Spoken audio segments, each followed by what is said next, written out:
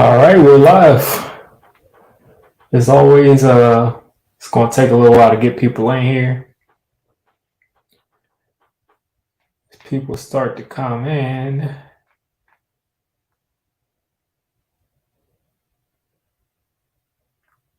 All right. What's going on, Max? Anybody in here, and it's not really updating on my side, but anybody in here, let me know if you're able to see my screen without any flickering. In StreamYard, I'm getting some flickering on my screen, but let me know if you're seeing a bunch of like flashing lights. If not, then I'll just move forward normally. But let me know what's going on, Elite. Yeah, it's almost that time. This is definitely the biggest. Okay, that's good. It looks okay. This is definitely the biggest game of the season besides the Cowboys game, as far as like how good the opponent is. I can't say that we've played somebody up to this level so far. Yeah, on my StreamYard for some reason it's flickering, but if it's not showing up on you guys' side, then I just won't look at my StreamYard cast. I can just, if I want to look at my screen, I can look at OBS.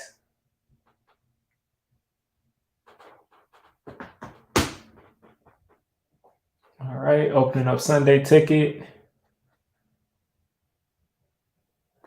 This is a game that I wouldn't have gotten even if I was still in DC, because they're showing the Commanders game at 425 too. There's more 425 games than there usually is this week.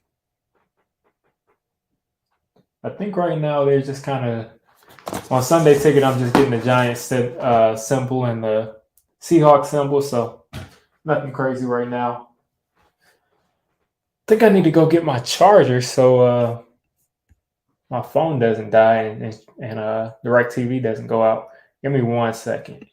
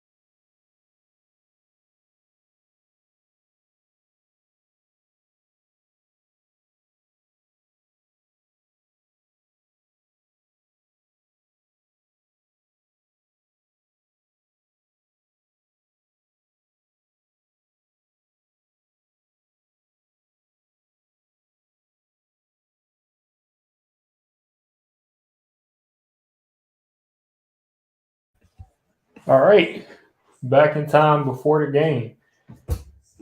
And I agree, Maximus. We cannot lose to Geno Smith, man. We cannot lose to Geno Smith. I wouldn't be able to get over that.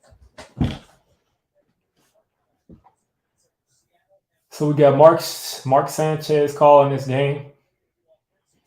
He's usually a pretty fair announcer.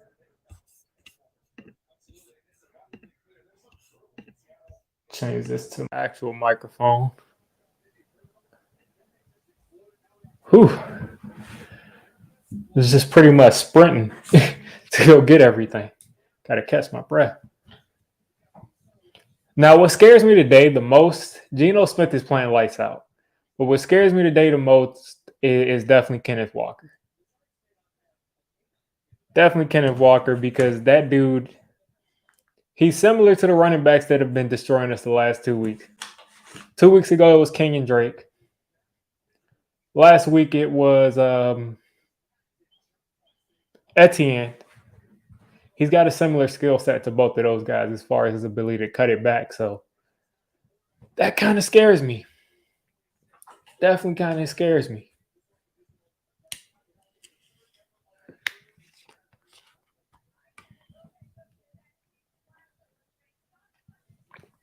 Laura Oakman with the Burberry fit, the Burberry hat, the Burberry coat. She is Burberry down. I mean, she needs to get paid by them for how much Burberry she's wearing.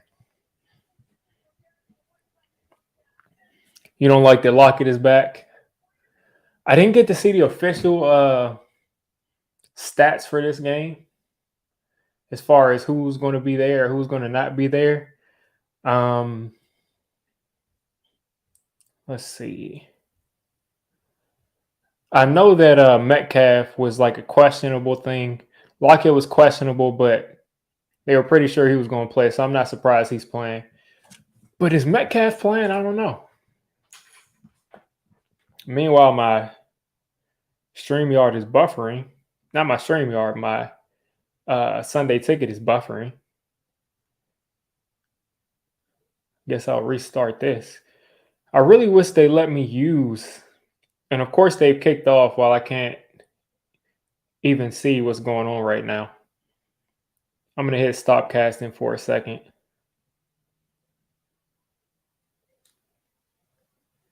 Metcalf isn't on the injury report. So, okay, I see Geno Smith on my phone breaking the huddle. See if I can get it on my TV.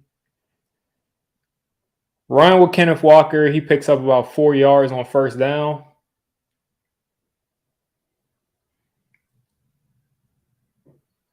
All right. You said there he is, so I'm guessing Metcalf either catches the ball or I see the camera on him right now. So that might be what you're talking about. So 2nd and 7 here. Shotgun, Geno Smith motion to tight end. Fant across the formation. Rolling right. Easy completion to Metcalf. About a half yard short of the first down. This will be 3rd and 1, they'll call it. Playing this far off of they play so far off of Metcalf, and it's like you don't want to get run by, but also the guy is so big that you kind of don't want to give him that much space.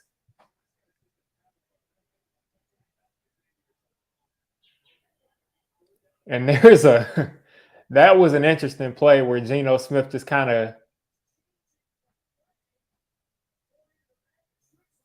that was a strange first down conversion. Geno Smith walked away like you see him doing in Little League, like he was walking to the sideline, and they snapped the ball directly to Kenneth Walker, and he picks up a yard. Picks up about 3 yards, actually.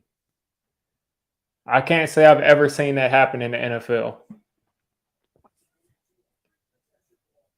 So they're motioning a tight end across formation to the left, 2 tight ends to the left, 3rd on the right. Low snap to Geno Smith. Leonard Williams is in the backfield. He's running for his life, and he's going to throw this, and it gets dropped by Kenneth Walker in the open field or in the sideline. This will be 2nd and 10, Geno's first incompletion. Geno is the completion percentage leader in the NFL. So let's see if he can keep that up this game. I'm pretty sure the Giants allow a pretty low completion percentage under Wink Martindale. I know we were always like 70-something% against Patrick Graham because we were at bend but don't break. But we'll see how we look here against the completion leader. So they're playing very far off here on 2nd and 10. Geno in the shotgun, very comfortable, and a nice pass breakup by Fabian Moreau on DK Metcalf. I don't think the Giants are getting a wide receiver. I mean, it's possible. I thought that was very possible right after we traded Tony, but I don't see it happening. I feel like you would have heard news about that this morning, but we'll see. I mean, it's possible. 3rd and 10. 3rd and 10, Geno Smith back in the shotgun. He's been there all day. The Giants defense has got to get off the field here on 3rd and long.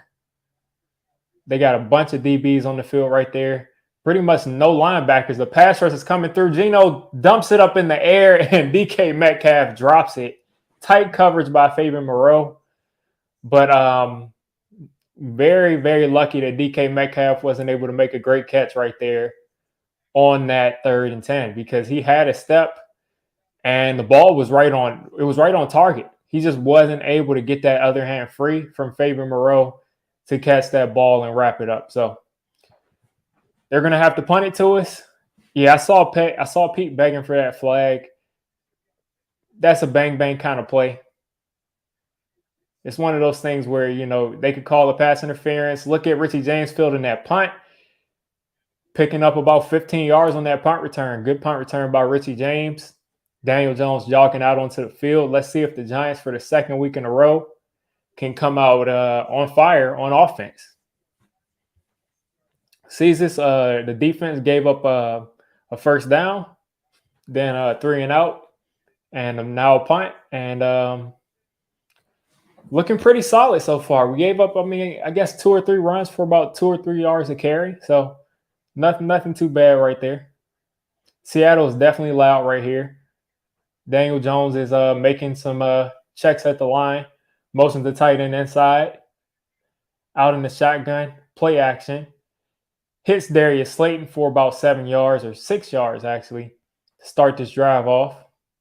This will be 2nd and 4. I decided to get a shake instead of getting water. Definitely big mistake. Anybody who's ever done any kind of anybody who's ever done any kind of talking for a long period of time, whenever you drink something that has sugar in it. Another play action, Daniel Jones is in the open field. He's going to hit the tight end, and that's a little bit off target. This will be 3rd and 4. Initial pressure came through. DJ made a guy miss. Probably the best decision there would have been to run for it.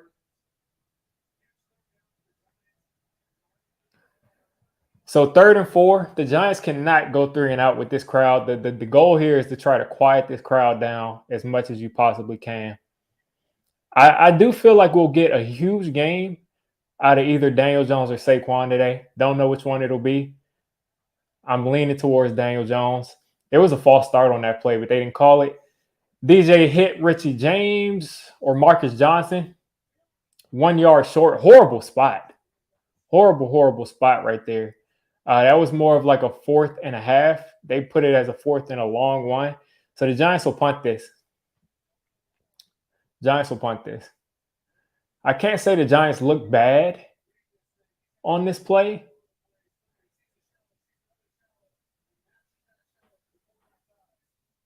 Yeah, I can't say that we look bad on this drive. It's just that one missed opportunity by DJ. He probably should have ran for that first down. So a 3-and-out in basically less than a minute against this crowd is not good. The Giants defense is going to be right back out there on the field. And the Seahawks will start at the 14. Really nice punt by Gillen. Wish we could have started off a little faster, but that drive wasn't really discouraging. It was a quick 3-and-out. All right, what's my score projection? I actually didn't get to make any sort of pregame videos. I screen recorded all of the plays I wanted to do for a film session. I couldn't do any of that stuff. But as far as a score prediction and what I would have predicted, I couldn't tell you. Maybe like 27-21, 28-21, something like that. I think we can win this game. But this is going to be a tough win. And I think both of these offenses are going to get hot at some point in the game. It's just about keeping it close. Whatever the score is, it's got to be close at the end, or we got to be ahead at the end. Max, what is your obsession with Brandon Staley? Brandon Staley is on the way of getting fired. He's not a good coach right now for the Chargers. And it doesn't make sense to go for it if you don't get the 4th down. You're giving up a free field goal.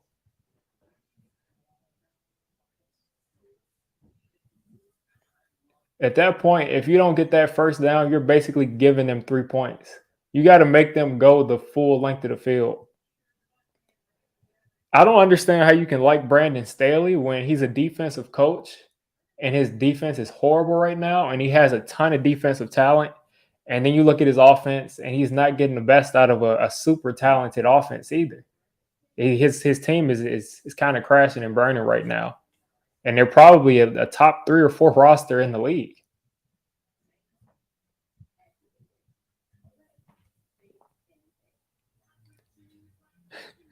That's funny, man. I don't understand how you're coming to that conclusion.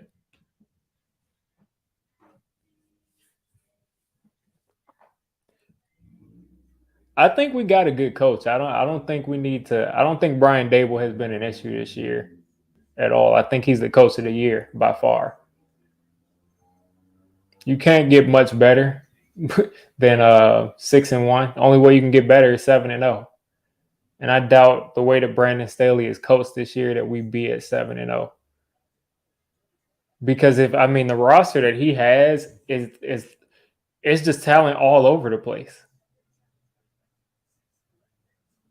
I think you just like Brandon Staley's press conferences. His press conferences are entertaining. They're good to watch. But I like Joe Judge's press conference.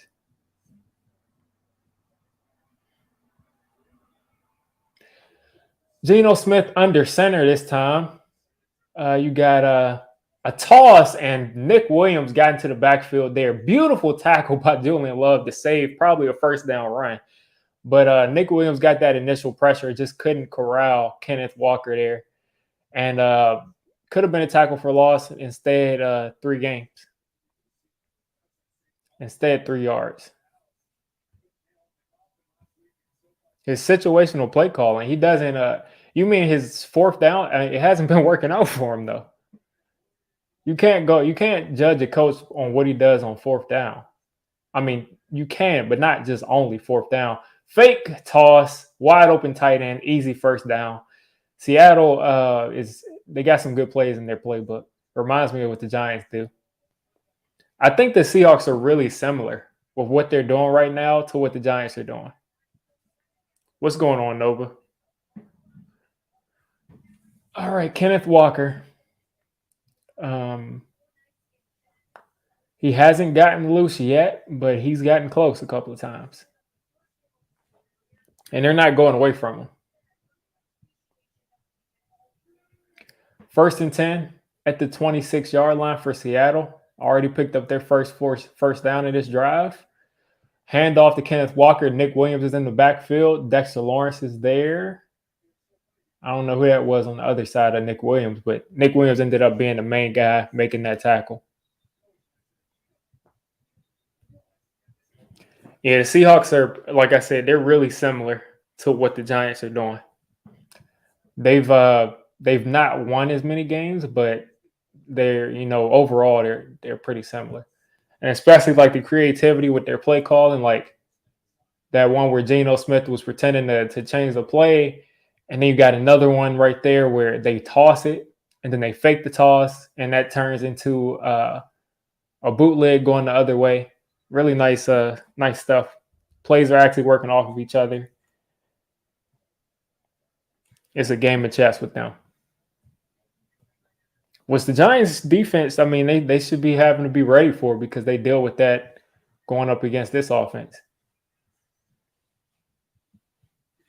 Let's see if we can get back out of commercial break, but nope. Commercials just started. I think this will be second down when we get out of commercial break. You get to see Chicken's a slight advantage because of their receivers. Yeah. Yeah, their receivers are definitely better, way better than what we have. They probably have better linebackers. Never know. Yeah, Wink has dialed up a couple of blitzes so far. Some of them have gotten close to coming home, to getting home, but not yet. One affected that throw by Geno, but it looked like it affected it, but he pretty much dropped that right in the breadbasket.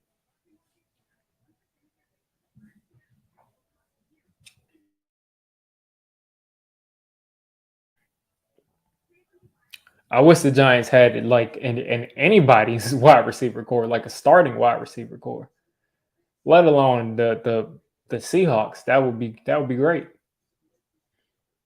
DK Metcalf at one point was getting talked about as like a top 6 wide receiver in the league, and he kind of has just fallen off ever since Russ kind of fell off for the Seahawks. And then on top of that, I mean, I don't know how often Geno's been getting it to him, but it just seems like the perception of DK Metcalf is different. People still see him as that physical freak, but they don't really see him as that top wide receiver anymore.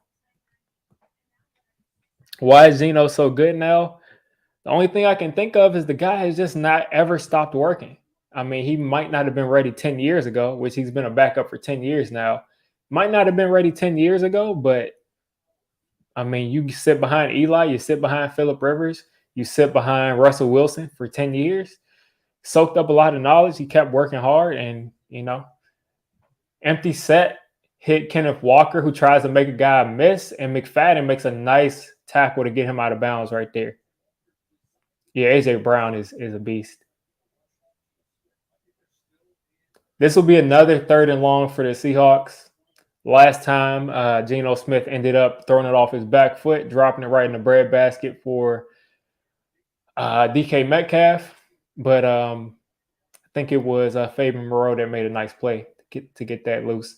So Geno back out there, empty set, bringing the running back into the backfield, back to the outside. Dane Belton's covering that running back one-on-one at the top of your screen. 3rd and 9. I think they'll attack that. They just circled it too. Mark Sanchez is thinking the same thing. The blitz is coming through and it's swatted away by Adoree Jackson. Great coverage right there by the Giants. The blitz came through, made Geno have to get rid of it very quickly. It's just so hilarious to see Dexter Lawrence blitzing from a stand-up position. Yeah, that was just great coverage all around by the Giants.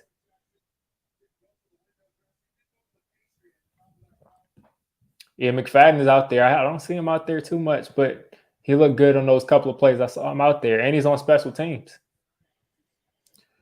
It's too early to say. Geno Smith has been getting rid of the ball really quickly.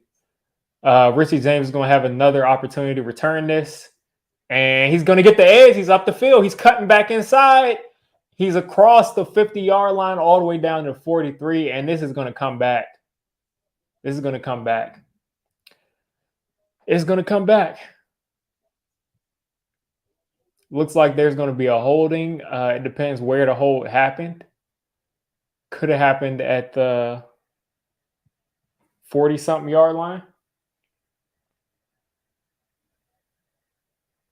Let's see what just happened there. We'll see where it happened. It could take us back to the 40 or it could take us back to the 30. It got dropped at the 35. Blindside block. Yeah, that's a 15-yard penalty. So we're going to be starting, I think, at around the 20-yard line. That'll eliminate a nice return by Richie James. And you know what's crazy? There's blindside blocks against the Giants literally almost on every punt return, and they never throw the flag for him. And yeah, A.J. Brown, I mentioned it earlier, but A.J. Brown today, 3 touchdowns in the first half, over 100 yards. Him and Jalen Hurts, their connection is just out of this world. It's out of this world, and it makes me wish that the Giants had a type of wide receiver quarterback connection like that. So the Giants will start on their own 20 instead of the Seahawks like 45. Pinnock is going out of his way to just block this guy in the back. I have no idea what he's doing. Anyway, Giants in the shotgun. They'll snap it. Play action. Wan'Dale Robinson is going to pick up 6 right there on first down. Nice catch by him in traffic. That was a little RPO. DJ hit him across the middle. That is Daniel Jones' 3rd completion. Yeah, we definitely got to get some rhythm going. 2nd and 4 here. We got Myrick in at fullback behind Daniel Jones. Rarely see a fullback in the game for a lot of teams. Looks like this will be the first handoff to Saquon. Daniel Jones makes a guy miss, and he's going to take off, cuts up the field, and barely gets back to the line of scrimmage.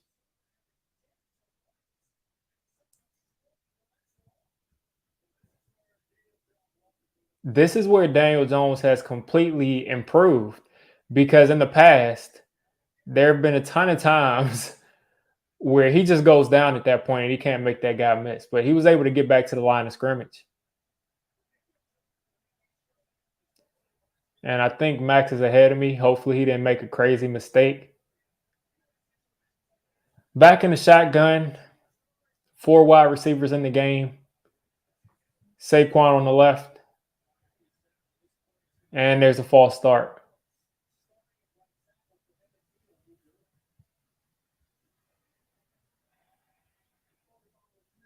False start by the right tackle. This will make this a 3rd and 9. The Giants' offense is pretty much not able to get anything going right now. I'm assuming that this penalty will probably kill the drive. You said he should have gotten. I mean, I don't know. The guy made a nice tackle. This will be 3rd and 9. Seahawks crowd is on their feet. They're not as loud as they usually are, in my opinion. DJ's back there in the empty set. DJ's having to scream to get that to make that connection. Screen to Saquon, and he's just going to fall down right there. Saquon just falls down. And the Giants will have to punt this from their own about 16-yard line, when they could have had the ball at the Seahawks 43, and that just shows you how costly these penalties are. That just shows you how costly these penalties can be. I mean, you go from the Seahawks 40-something yard line to the Giants 20. You lose 3 yards on this drive. And now we're going to give Seattle really favorable field position. They're going to try to return this, and he picks up about 5 yards. And they're going to get this ball at the 41-yard line. And I hate to blame things on one player, and I won't. But it just shows you, like I said, how important it is to not have these penalties on these punt returns, because you gave up about 20-something yards of field position. No, actually 40 yards of field position. From your 20 to the 30, 40, 50, 60, not 60, but 40. That's about 40 yards of field position we gave up. And it just changes everything. The Seahawks are going to start with nice field position, with no penalty on their play. And this is going to be their closest they've gotten so far to probably scoring on this drive. Seeing what this defense can do if they can stand up. The Giants' offense has got to get off the field. I mean, they got to stay on the field because this defense has been playing a lot. I'll take a quick look at what's been going on so far in this game. I'll take a peek at the Washington game. They're still 0-0. But I'm going to take a look at this. Going to take a look at this time of possession so far, because it's got to be overwhelmingly Seahawks so far in this game. Stats. Daniel Jones right now is 4 for 5 for 12 yards. Geno Smith is 3 for 7 for 16 yards. The Seahawks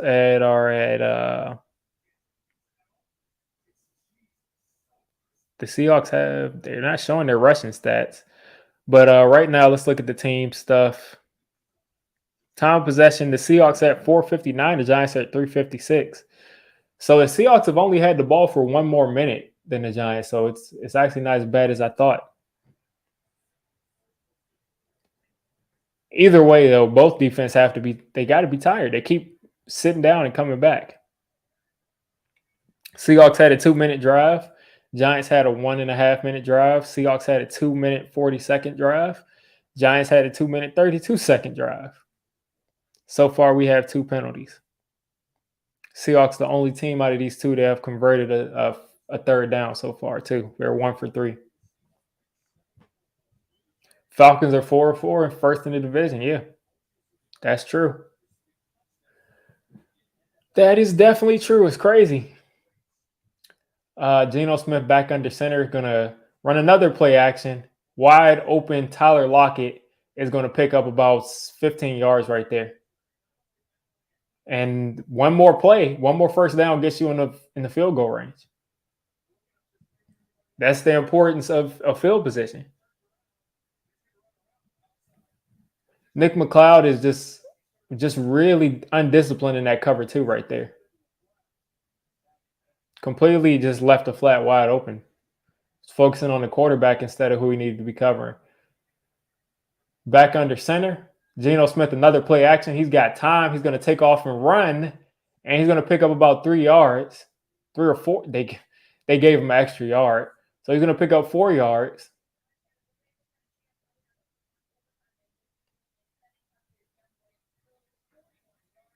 I cannot believe the Falcons and the Panthers both put up over 30 points in the same game. 2nd and 7. Okay, they gave him 3 yards.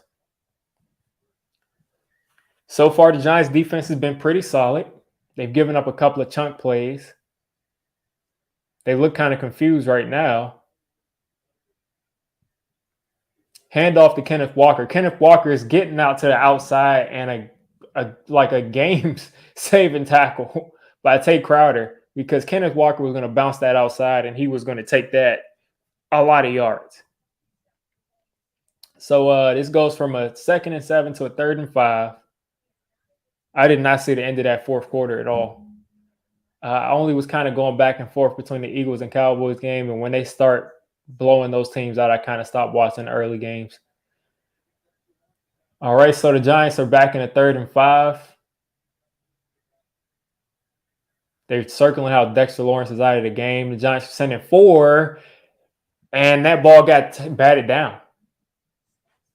Ball got batted down. It looked like that ball might have been able to be intercepted. Let's see where it looked like Geno was going with the ball. Jahad Ward batted that down. Yeah, Dane Belton might have intercepted that ball.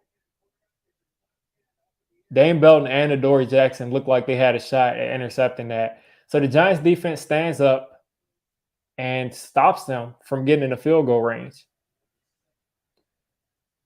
Nice punt by the Seahawks punter. Horrible job at trying to horrible job at trying to get the ball to not go into the end zone by that Seahawks gunner.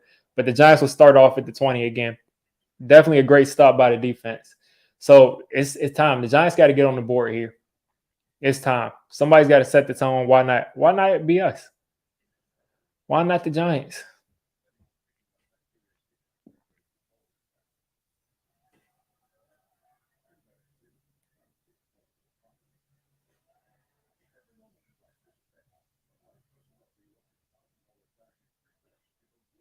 You said DJ Moore.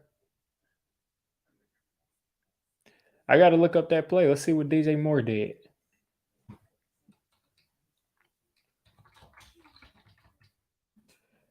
I really feel like Dane Belton would have caught that interception and would have been probably a pick 6 if Jahad Ward didn't tip that. So PJ Walker, Hail Mary.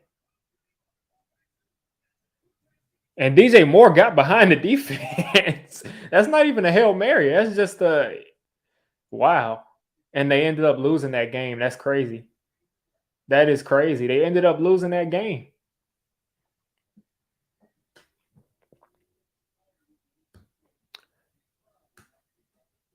I don't think it's a play calling thing, Tommy. I don't think. Hopefully, I'm not pronouncing your name wrong. Your name might be Tommy, but I don't think it's a play calling thing. I think it's just been the Giants have not been executing at this point. DJ had a chance to pick up a couple of first downs with his legs a couple of times. The first time he just didn't take off. The second time he just wasn't able to keep his feet.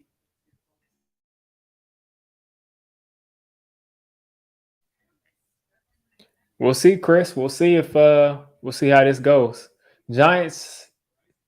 Let's see. Do we have a first down? I don't think we do have a first down yet. I think we've just kind of went 3 and out, 3 and out, 3 and out, 3 and out. There's one where we had 5 plays, and that was a penalty. So yeah, I think we've just kind of went 3 and out.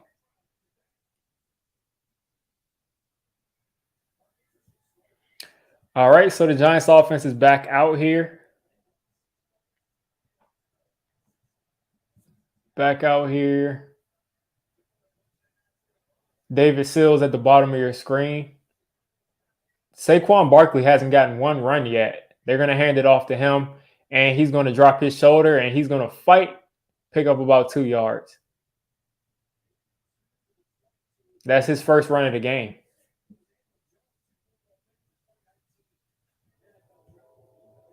The noise may be a factor. That screenplay looked like it had a shot if Saquon would have been able to catch the ball and not fall down, but he juked himself out of his own shoes and he fell down. So I don't know.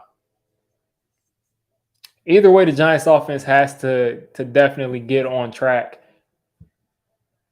Back in the shotgun, 2nd and 7. DJ straight drop back is going to go deep, and he overthrows.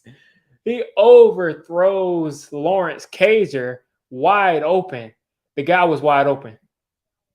He had about 2 steps on whoever was covering him, and DJ put it 2 steps past him under pressure.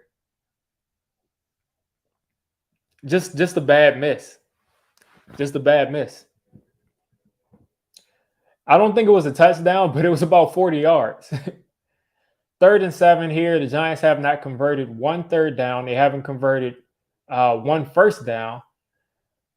Back in the shotgun. DJ stepping up. He's got time. And there's a drop. Not a drop, hopefully. Hopefully he didn't drop another ball, but the Giants, either way, are going to be able to let's see what Marcus Johnson did. Yeah, Marcus Johnson didn't come back to the ball, and there was decent coverage there. The dude kind of swatted away. But that's a good point, Joe Smo. There's no chemistry there. No chemistry there on that point. Take him down, man. You got to make that tackle. You got to make that tackle. So they're going to start at the 31-yard line. But, yeah, there's no chemistry right there. How many times has he even thrown to Lawrence Cager? But either way, you got to hit that. I know you don't know the dude's speed. You don't know anything like that. But you got to hit that. You got to hit that. He was wide open. Marcus Johnson just doesn't belong out there as an NFL player, but hey, who knows? Yeah, we signed Cager just a little while ago. I doubt he's gotten much reps with him, but just unfortunate he missed that. Hopefully Seattle doesn't use this and go down the field and score. So far, both defenses have played. He probably saw the 8 in front of Lawrence Cager. I thought that was a wide receiver at first. Probably did think it was Darius Slayton. Another play action, Geno has got a couple of guys open, and Goodwin is going to cut back inside, and he's going to accelerate. Oh, my gosh. I don't know why the Giants are just leaving the flats open like this, but they got to stop doing that. Marquise Goodwin was literally not looking for the ball for a very long time. Saquon has gotten the ball twice, once on the screen, one on a run play. Geno is taking these plays underneath. This will be a 2nd and 3, 2nd and 7. I can't dwell on it, man. I can't dwell on who we have and don't have, but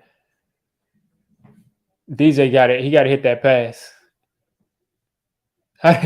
I don't know if he's not an NFL quarterback. He's proven that he's an NFL quarterback. Now that's a whole difference between him being an elite quarterback or even a great quarterback. But I think he's an NFL quarterback. 2nd and 7. Play action. Geno Smith is under pressure and he's going to go down.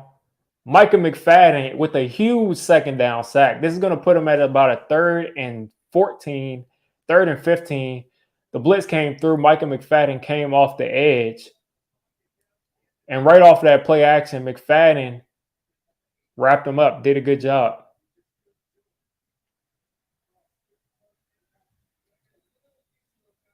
Third and 13, and someone's calling a timeout. The Giants are taking their first time out here.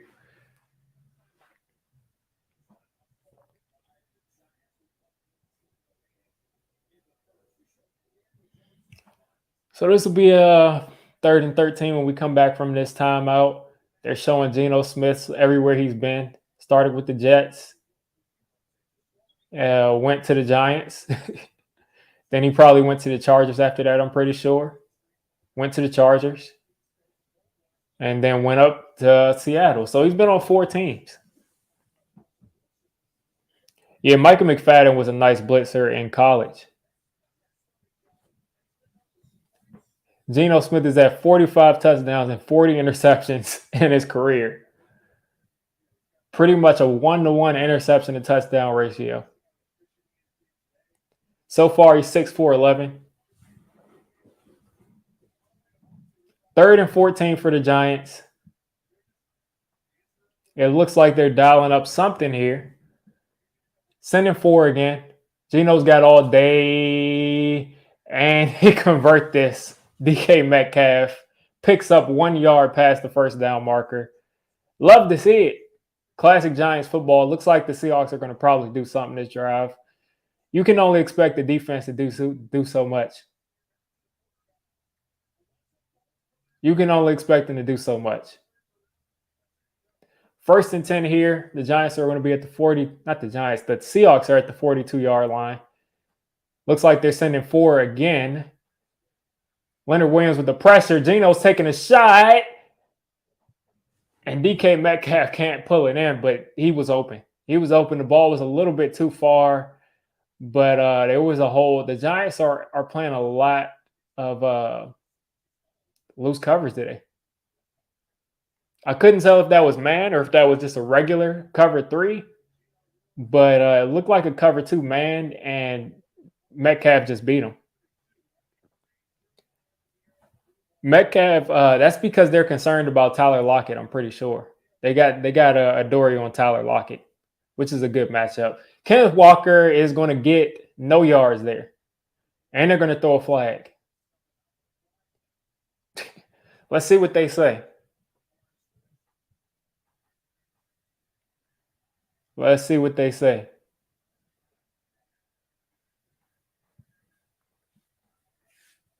King Chris, they said that Geno Smith is the best against man, or one of the best quarterbacks against man. So we probably do need to be playing zone. We have played a lot of zone this game. And now there's a face mask, 15-yard penalty on the Giants. What about the face mask from last week? 15-yard penalty, automatic first down. The Seahawks are well within field goal range right now because of that penalty. Blatant face mask by Jihad Ward. You just cannot have these penalties, man. But I can't be too mad at the defense because they've basically held them scoreless the first half. It's like they've held them scoreless the first half. Hand off to Kenneth Walker. He's picking up 2 yards right here. The Giants defense, get out of his face. Get out of his face. Get out of his face. What are you doing? Because we don't need another flag. So this will be 2nd and 8 here. But like I said, the Giants defense has held the Seahawks scoreless the first quarter. Same thing for the Seahawks defense. So I can't be too mad at the Giants defense. But you don't want those penalties because we just basically handed them 3 points at least. And we got somebody on Nick Williams, who's been having a great game so far, is on the ground, and he's probably done for this game. How many times? How many times?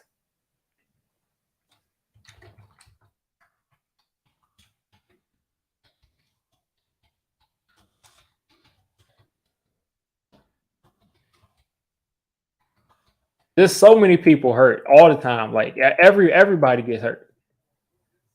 Everybody gets hurt. So I don't know who's in there behind him. We got how am I forgetting the guy's name? They call him Jelly, but a defensive tackle from Baltimore. We got him pretty much buried on the depth chart, but he's not really a 3 tech. I think all we got is nose tackles besides him.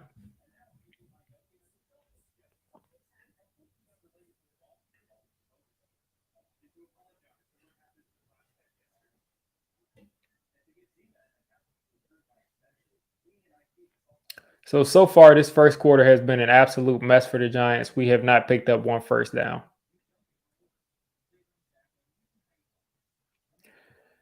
Yeah, it does feel like it feels like this is all scripted.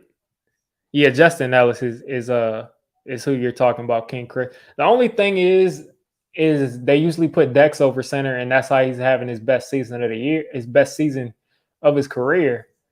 So it's like, do you want to move Dex? I I don't know.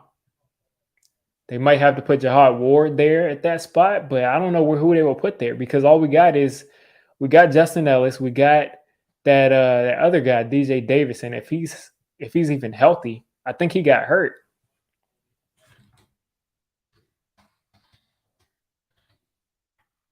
Pretty sure that dude got hurt, but there's not really that many guys who played Nick Williams' position. The closest guy is Leonard Williams, but when you're going three big defensive linemen, it's kind of difficult.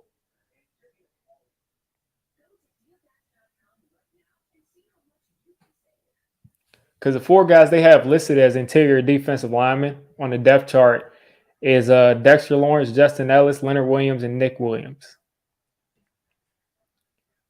So I don't even see DJ Davis, and I'm pretty sure he's hurt. Going to Johnson on third down left a bad taste in your mouth. Yeah, I think DJ might have had a chance to hit another receiver, but we'll see. I think you mean so far. I would say our toughest one was probably the Dallas game, but so far as like this is, yeah, I get what you're saying. I get what you're saying. This is definitely one of the tougher games. Um, looking at this, Kev, we cannot lose today, man. I do not want to be tied with the Cowboys again because at that point we go to third place.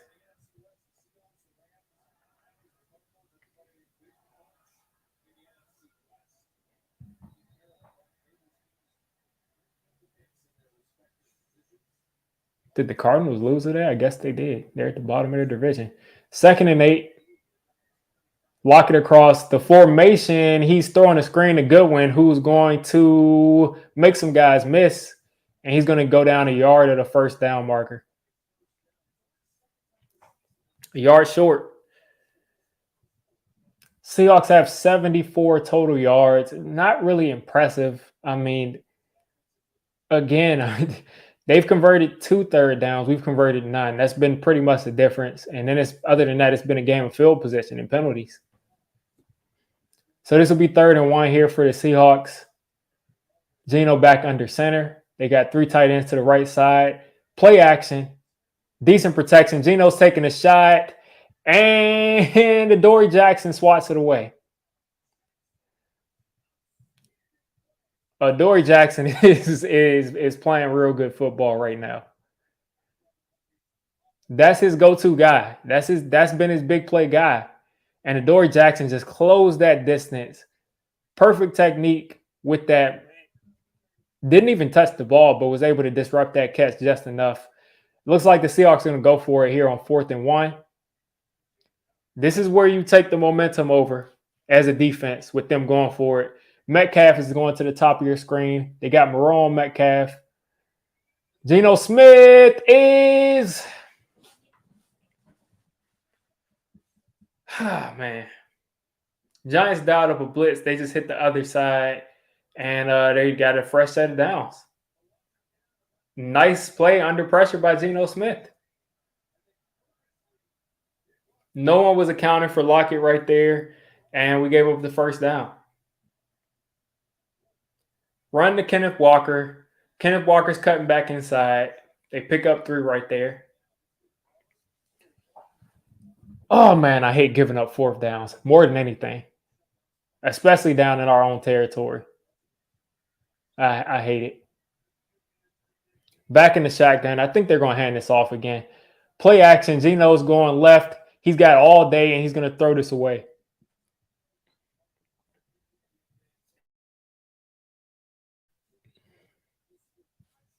Back in the 3rd down, that quick, about 30 seconds after they converted the 4th down. This is a 3rd-and-8. This is the chance for the defense to try to make up for this. If they would have been able to get that stop on 4th down, they would have given up no points. But It's his 3rd and 8 right here. Red zone. Geno Smith back in the empty set. He's been empty about 3 or 4 times. Seahawks are they're 2 for 6 so far on 3rd down. Couple of tight ends in the game. Lockett, Metcalf. Geno's got all day. He's got some space. He's extending the play. He makes the guy miss. He's taking off. And he's going to go out about 2 yards of the 1st down.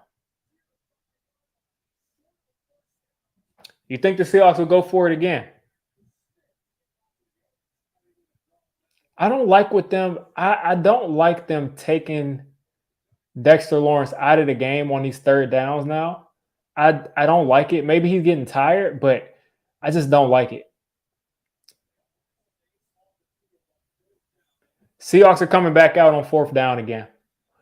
Seahawks are coming out on 4th down again. 4th and 2, Seattle. The Giants are manning up again. This is going to be another hot read. They're going to send another blitz. And they pick up the 2nd 4th down in the last 2 minutes of the game.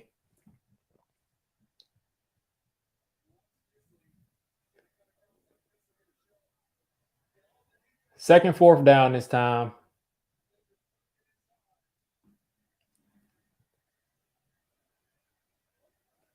And you're saying Leonard is hurt. I think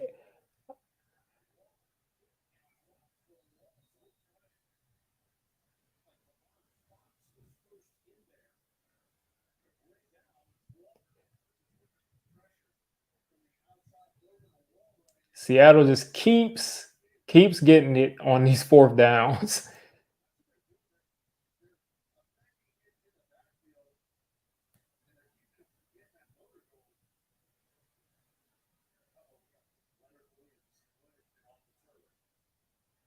I'm not surprised with any of these dudes getting hurt, man.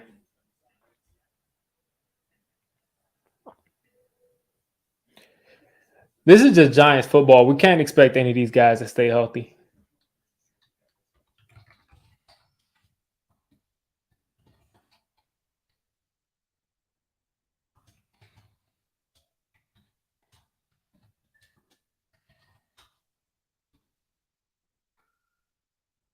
There's literally no way that the Giants aren't cursed.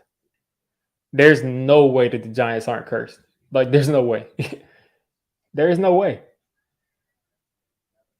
Their receivers are hurt every year. Every year, the receiver room loses like 4 or 5 receivers. You lose Leo. He comes back. You lose Aziz. You lose Thibodeau at the beginning of the season. You lose everybody. Like you lose Nick Williams. You lose Leo now. To your you lose 2 defensive tackles, 2 of your pass rushing style defensive tackles on the same drive. You lose your corners. You lose Aaron Robinson. You lose Cordell Flott. You lose Evan Neal. You lose Bredesen. I just don't understand how we're expected to compete with literally having, like, there's no way. There's no way. There's no way that this makes sense. There's no way that I can sit there and say that this is normal. I'll say one thing, King Chris. I mean, listen, the offense for the most part has won the time of possession every week. This week, they just haven't done anything. I think we probably got like 20 yards, maybe 20 yards or less. I don't know what could have happened to Leonard Williams, maybe like a finger or a wrist or something with his arm, because all I saw happen was a guy fell on his back who was much smaller than him. And he's just on the ground at that point.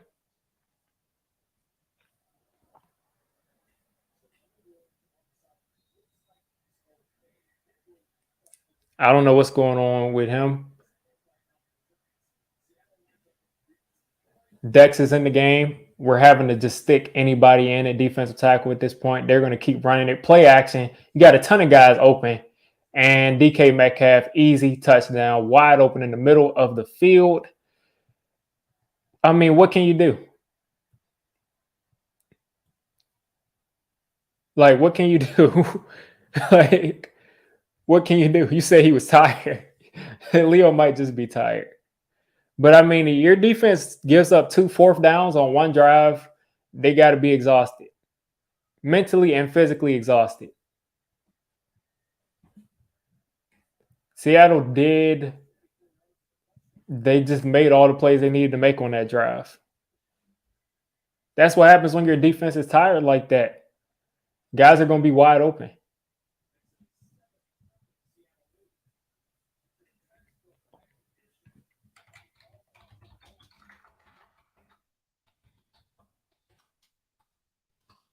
I mean, when you give up 2 4th downs on one drive,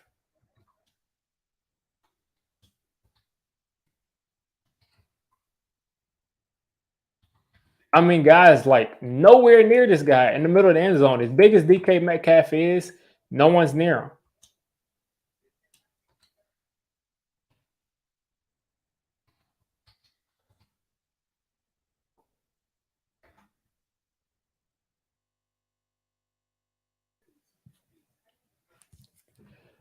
The Giants got to do something. They gotta do something on offense. They got to do something on offense. It's just that simple. You can't just keep going 3-and-out because this defense is going to. They're going to fold. They're on the field the whole game.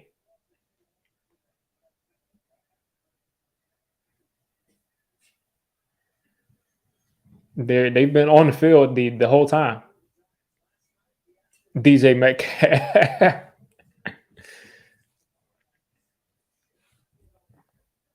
That's hilarious. The offense hasn't gotten a 1st down so far, so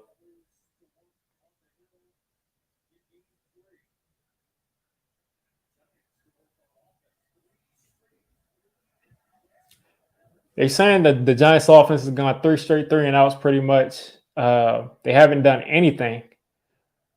Toss to Saquon, who's going to make some music here. He makes a guy miss, and he goes down right at the 1st down marker. They're going to mark him a yard short. Bad spot. Horrible spot. Like literally a horrible spot. First of all, Saquon can't go down that easy right there.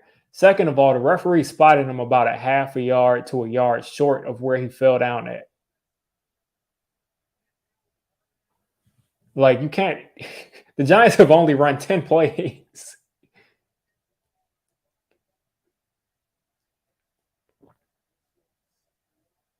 This will be 2nd-and-1. I mean, there's no way that spot should have happened. That was a bad spot. Saquon is cutting upfield again. He's picking up 3. So we pick up the 1st down, but again, that spot could have done us in.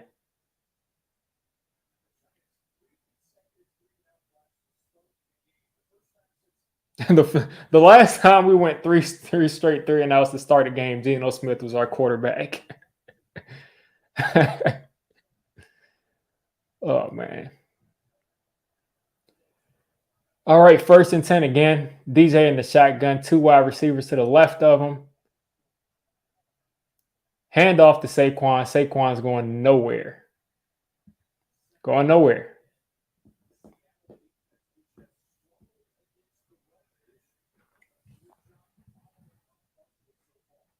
I think that is Gary Brightwell coming in the game.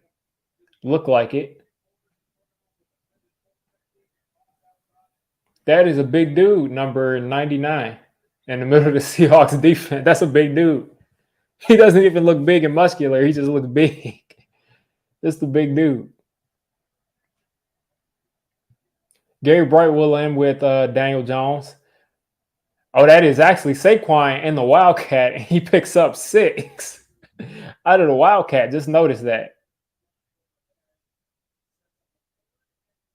This will be a 3rd-and-5 for the Giants. I'm not liking how Kafka is going to these Wildcats. I don't know how to feel about that. But anyway, 3rd-and-5 for the Giants. You got to think if they don't pick this up here, if they can get close to this marker, they'll probably go for it because they got to give their defense a breather, some kind of a breather. But this third down is just important in general. 3rd and 5 for the Giants. It looks like a long 5. DJ is going to rip it, and he's going to be a yard. They're actually giving him that first down with Darius Slayton. Okay.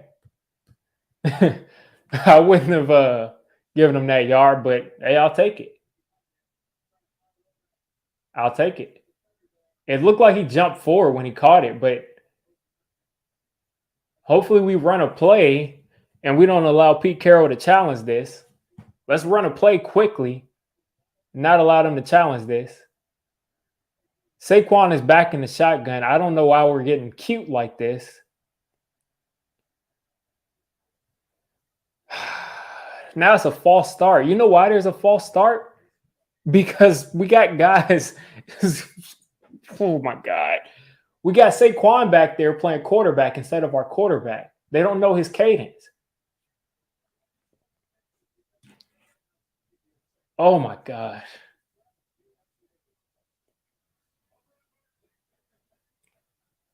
Can we stop with the Wildcat, Kafka? We don't need to go back to the Wildcat like every game, especially in the first half when we haven't scored any points. Man, Kafka is not good in the first half. That's a good point, Max. Play action, Daniel Jones. He's got time. He's got all day to throw. He's taking off the run. He's going to pick up some yards, and they actually made an effort this time not to hit him. So he picks up about 6 or 7 right there. This will be 2nd and down. I think it'll be 2nd and 7, maybe 2nd and 8, 2nd and 9. Yeah, 90's a big dude.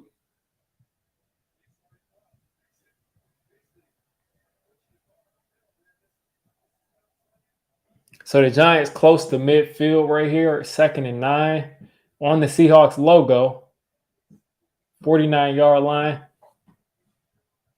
Back in the shotgun, handoff to Saquon. Saquon's making some dance moves instead of getting up the field, and he loses a half a yard. Instead of just going up the field, he made some dance moves, and we went nowhere.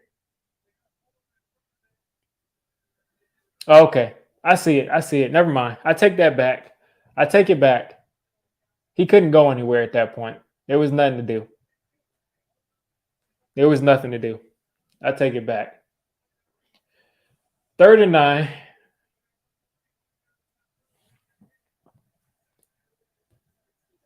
The Giants got to they got to get close so they can try to go for this. DJ's got time.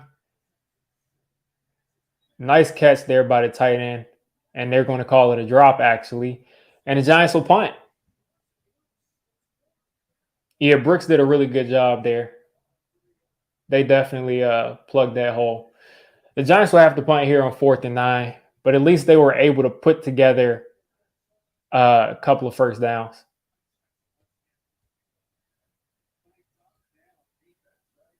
The Seahawks are absolutely locked in on defense.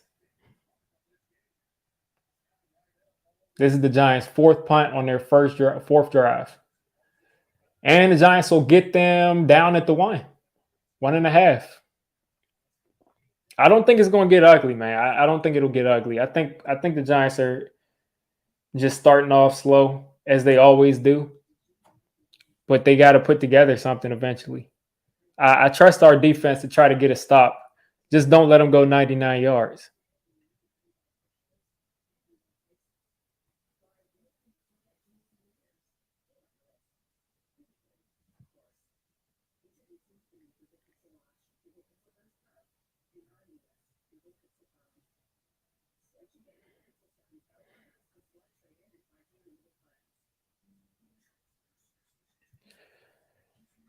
Yeah, we just gotta hope they don't go 99 yards. The Giants are starting off slow, but they're battle tested so far this season. They've shown me more resilience and discipline and everything they need.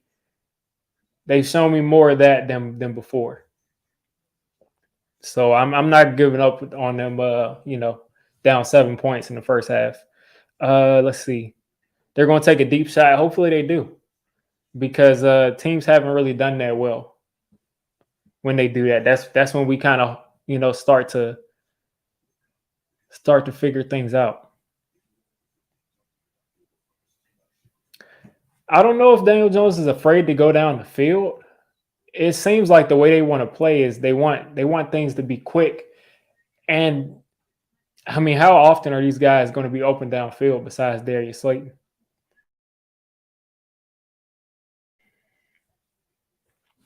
Now that throw to Lawrence Cager is it's inexcusable. He's got to make that throw because that throw probably ignites this offense.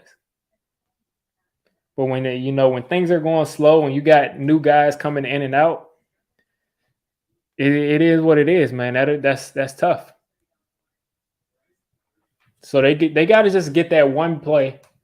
Saquon had that one run, but they just got to get that one play that just kickstarts everything in the pass game.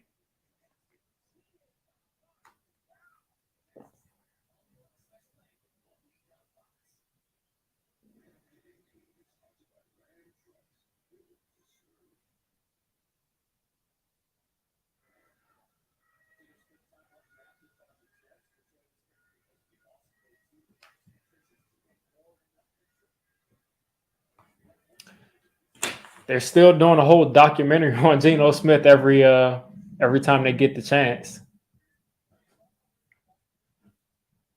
Geno Smith is taking this snap from inside the end zone. Tyler Lockett is going to get tackled. Whoa! Whoa! Whoa! I don't know what just happened right there, but it looked like Tyler Lockett just fumbled the ball, and the Giants are going to get it at the 1. Let's see what happened there. That's a fumble. That's a fumble. That ball is out. Dory Jackson makes the play of the game. I just said we needed that one play. We needed that one play. Now the Giants got to punch it in. Now we got to punch it in. That's definitely a fumble. Right before he hit the ground, that ball came out. It's loose. Clear as day fumble. Dory Jackson is balling, man.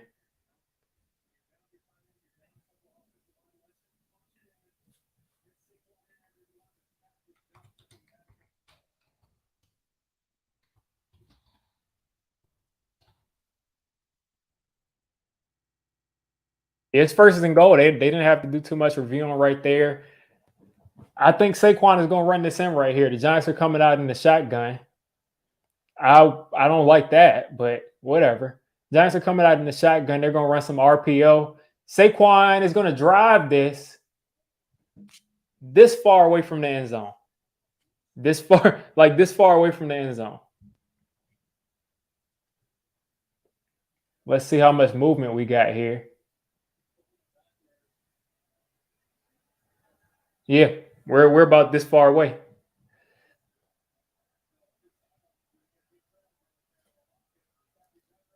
We're about this far away from there. Second down.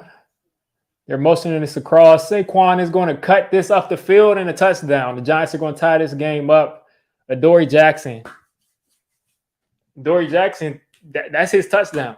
That's Dory Jackson's touchdown. Saquon gets a touchdown for my fantasy team and for his stats, but Dory Jackson made this play.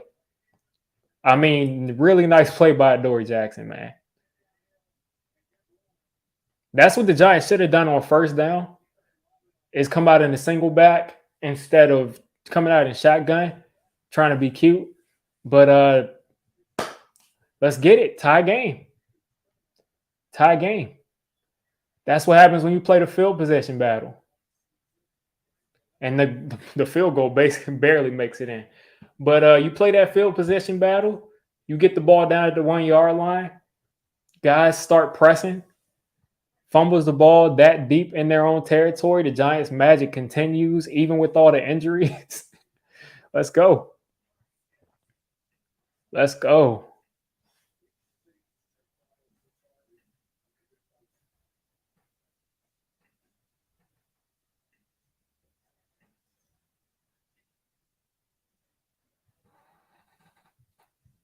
Let's see. I'm hoping that defense. I'm hoping that defense is going to allow. I'm hoping that they got some rest. so they can get to actually playing football. Because you said Nick Gates got a snap. I didn't notice. They'll probably post it on Twitter or something, but I didn't notice. Woolen has been out there. He hasn't really given up anything, but nobody in their defense has. But he's been out there.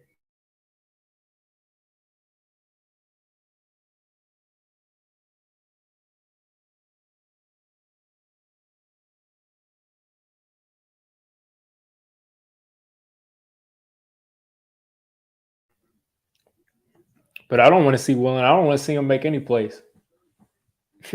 So, I mean, you know.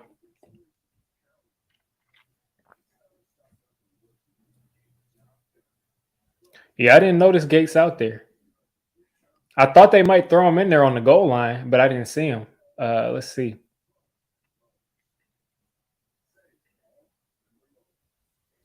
Okay, Nick Gates. Let's see. It was that. They said it was off of Nick Gates' block. I can't see him. Okay, yeah, 75. Did Nick Gates change his number or something? I don't notice it. I swear to you, I can't see Nick Gates on this play. Okay, I see it. I see him now. For some reason, from that angle, he looked like 55 instead of 65. But yeah, he made a block on that play to get him in the end zone. You love to see it, man. They highlighted him right here after I spent all that time looking. Bruce Irvin is still in the league. What? I had no idea this dude, Bruce Irvin, was still playing football. He left the Legion of Boom after the Super Bowl, went to the Raiders, and apparently, I know he went back to the Seahawks, but I thought he would have retired by now. All right, tie game. Tie game. The Giants have taken the momentum back. It's up to the Giants defense to make another play. They just showed Nick Gates his X-ray. Everything right there was broken. The fact that this dude is playing football again is literally ridiculous. It's crazy.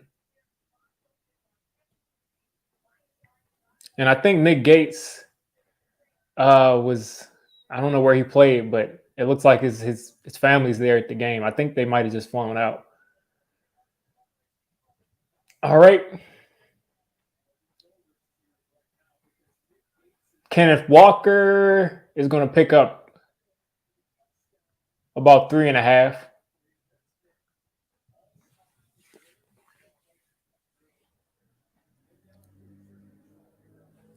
Bruce Irvin trying to get that.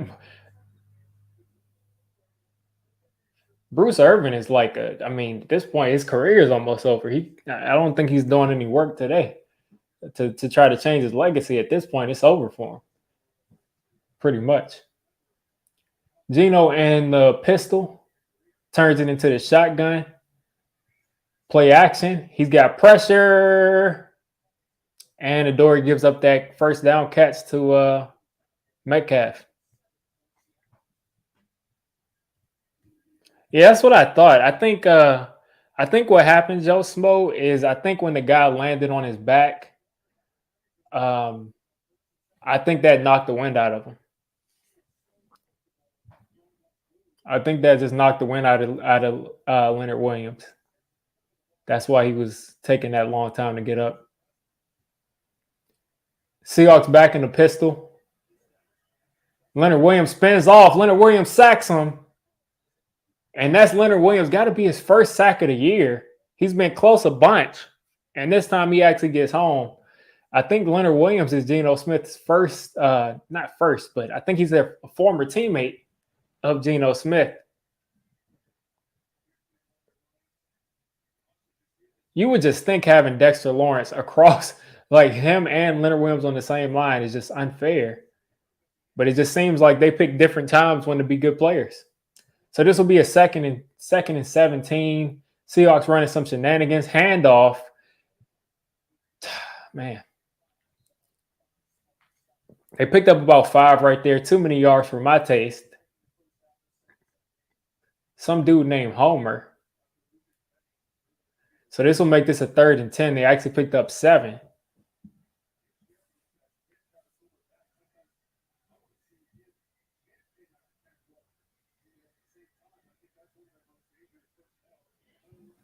Three minutes and 24 seconds left in this second quarter. Seahawks in shotgun. Geno Smith making calls at the line. 3, 2, 1. They got to snap the ball. Giants pressure's coming through. McKinney with the sack. Let's go.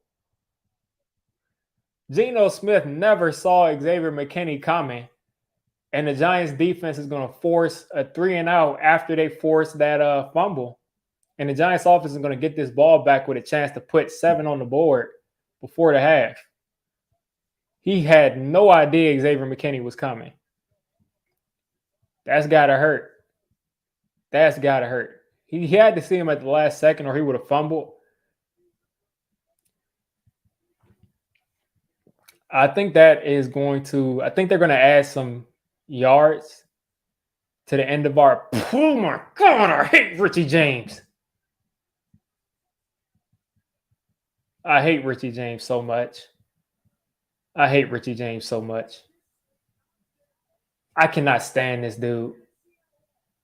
I can't stand this dude. I cannot stand this dude. I cannot stand Richie James. This is the second time he's fumbled on a punt return. You're not that guy. Stop trying to spin around and juke and do all of this stuff because you're not that guy. Dude cannot hold on to the ball.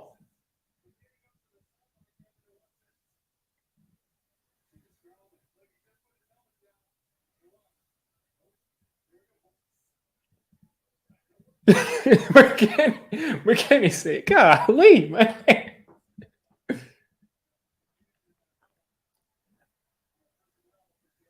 I could have sworn I saw them throw a flag, but apparently the flag doesn't exist anymore.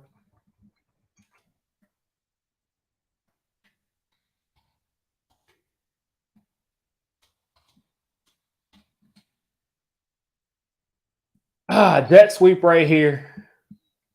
Nice play by Julian Love. This is disgusting, man. Richie James should not be returning punts if he can't hold on to the ball.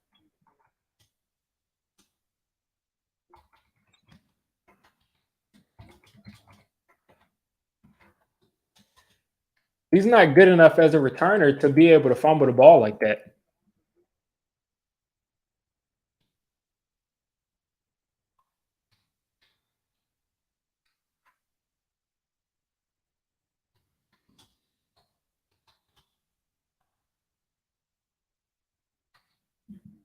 Like he's just not good enough as a returner to not have good ball security. Number one thing is securing the punt. It's not about spinning around and doing all of this extra stuff, man.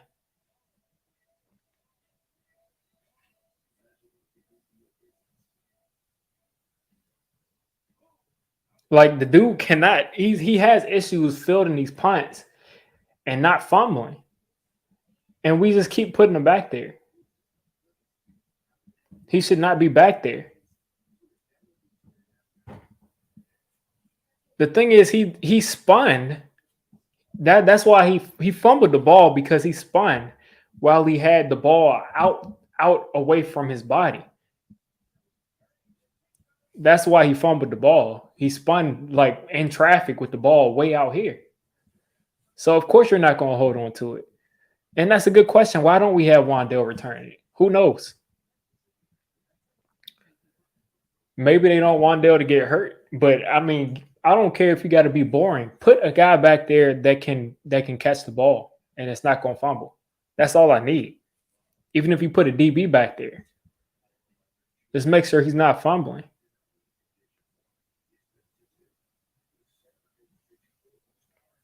I mean, the defense was taking this game over, about to hand it back to this offense, and Richie James just, gives it back up.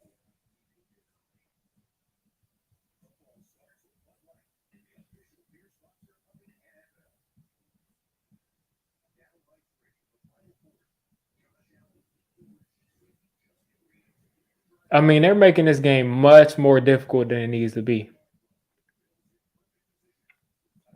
Much more difficult. You cannot have a turnover machine returning punts.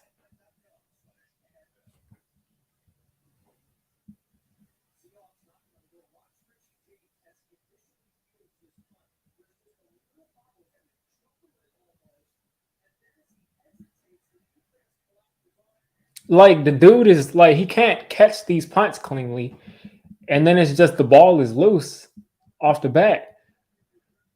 Shotgun.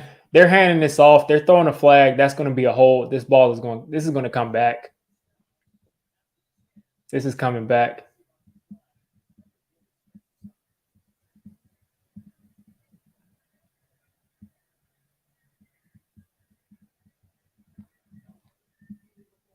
They're calling it illegal formation, so this will be a 5-yard penalty.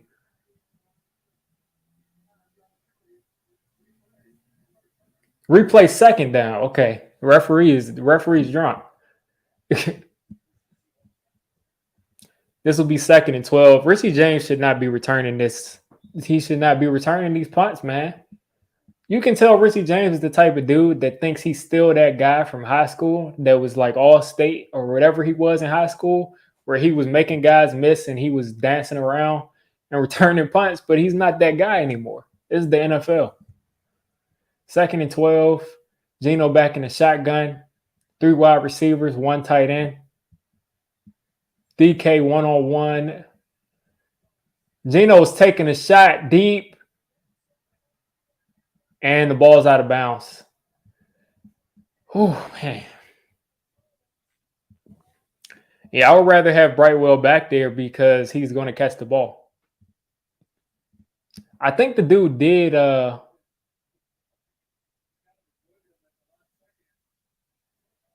all right, Lockett 1, and then he's out of bounds. Perfect. Whew. 3rd and 12 for Seattle. If the defense can force a field goal here, this is a win.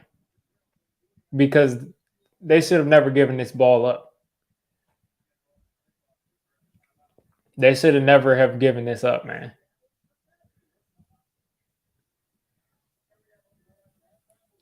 Man.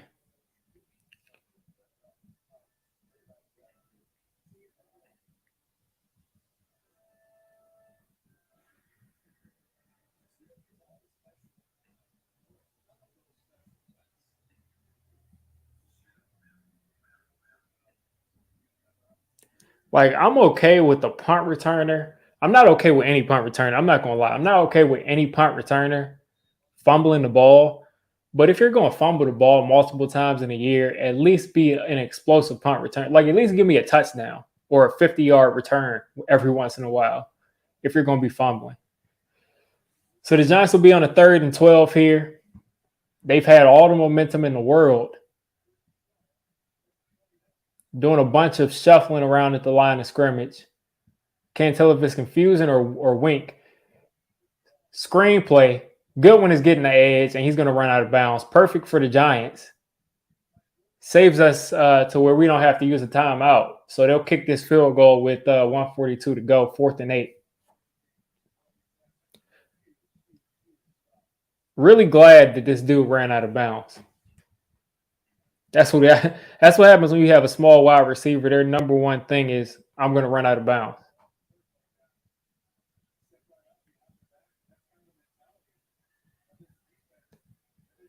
"35-yard attempt here.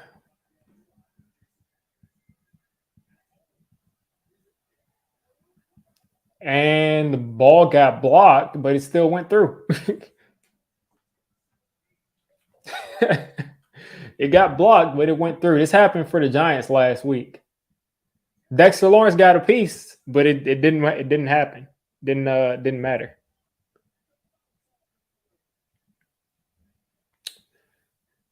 Game of inches. Game of inches.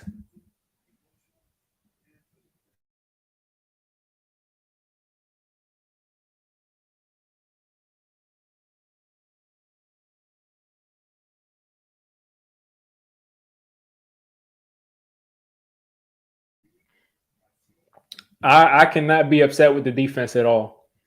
They should have gotten off the field on those 2 4th downs, but they didn't. But overall, they've given up 10 points and a half where their offense has given them nothing, like nothing at all. And this field goal they just gave up was off of a Richie James turnover. So I can't be mad. You said I know his finger jam. Maybe. I just realized I haven't updated the score. Usually someone's yelling at me, telling me to update the score.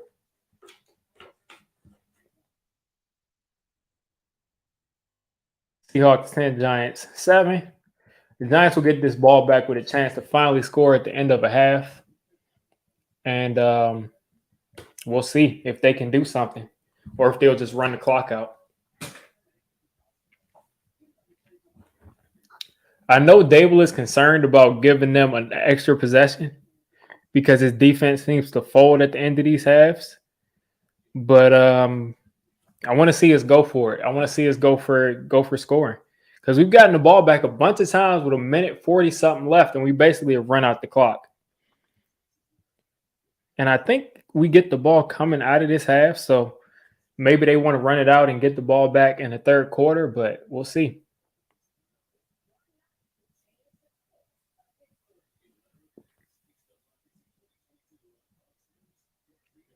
I was thinking that the offense would have their best game of the year this week, but it seems far from that unless they completely explode in the second half.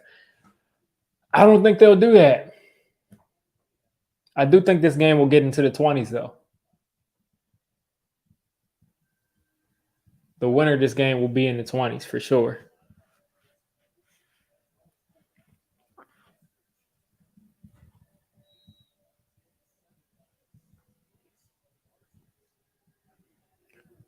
All right. Kicking it off to us. Brightwell's going to field this. He's going to return this. He's up the field. He's almost outside, and he's going to bring this back to the 23-yard line.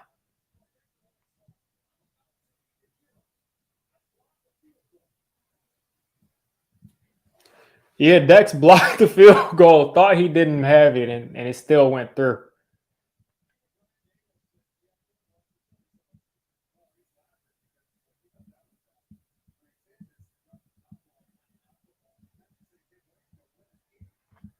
I bet Dex is thinking he should have jumped. Slayton across the formation. DJ in the shotgun. DJ's going to hold on this ball. He's going to run. He's going to slide. You could call that a late hit, but whatever. 2nd and 7 here for the Giants. Back in the shotgun, 3 wide receivers. Giants are kind of going up tempo here. They're letting some time run, and they're going to run out the clock. Listen. They're going to run out the clock here. Actually, I can't be mad because on 2nd and long, you kind of don't want to snap it immediately, give them that time back. But they're handing this off to Saquon. He's cutting across, and the Giants are going to have 2 yards to get a first down here on 3rd down. But they've run over a minute off of the clock. The Giants are continuing to stay conservative at the end of these halves, end of this first half. The Seahawks got the ball first. 22 seconds left. DJ's going to take the sack. And the Giants have completed another one of their first half masterpieces of not scoring at the end of the first half. It's laughable, man. It's laughable.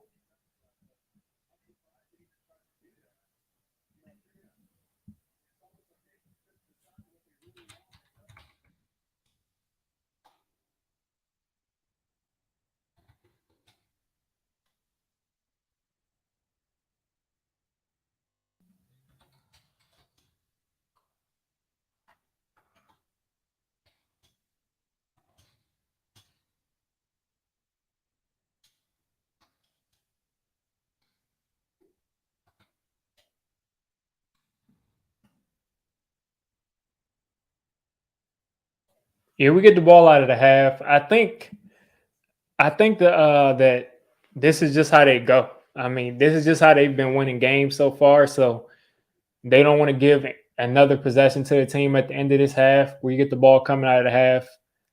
I gotta give it up to them because it's worked so far this year.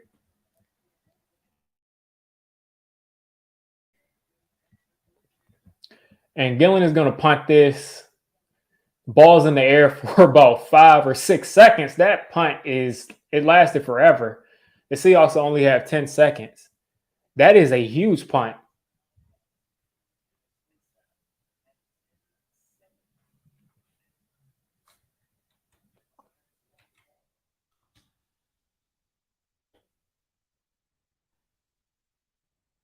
Joe Judge, for some reason, is trending.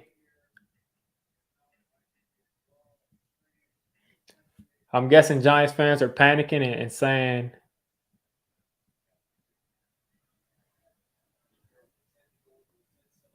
I'm guessing Giants are comparing, and the Seahawks will just kneel this out. All right.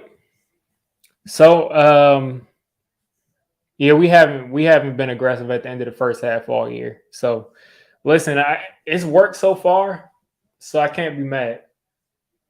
Daniel Jones is 5 for 9 for 17 yards. Hasn't done much of anything in this game.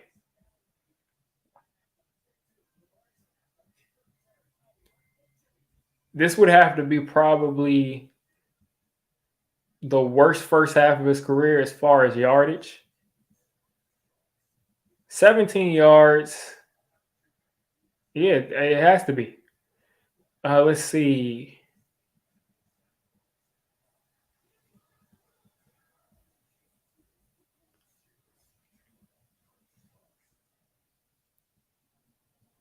Let's pull up some team stats.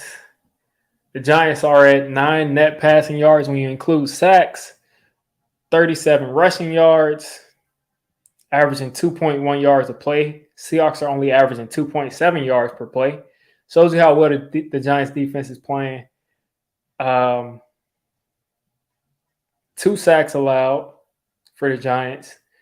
16% on third down. I don't know how many third downs we've had so far. We're losing time possession by about 5 minutes, 4 penalties, and of course that costly fumble. The Seahawks have fumbled too, but we'll see. Joe Judge is trending because Giants fans are insane and hyperbolic. So they're going to start bringing up Joe Judge because the Giants are having a bad game.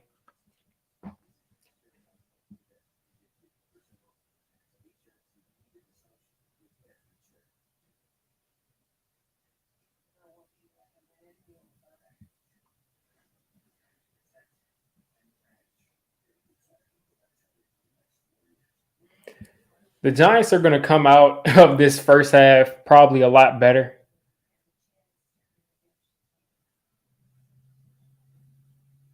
Then they're going to come into this second half probably a lot better than the first half.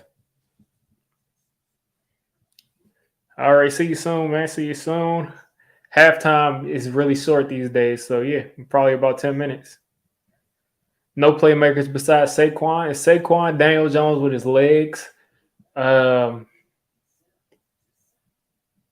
let's see who else. Darius Slayton once every 2 or 3 weeks is going to get open downfield and draw a penalty or catch it. Most of the time, draw a penalty. Wandale has not seen it, but one target today, I think. We've only thrown it 9 times, and we got 2 possessions kind of taken away from us because one possession we just got where we only had a yard to go. The other possession we got, and dude just fumbles the ball. Christian McCaffrey just throws a touchdown his first game of the season. His first game of the season as a 49er. Yeah, Wandale had a 7-yard catch.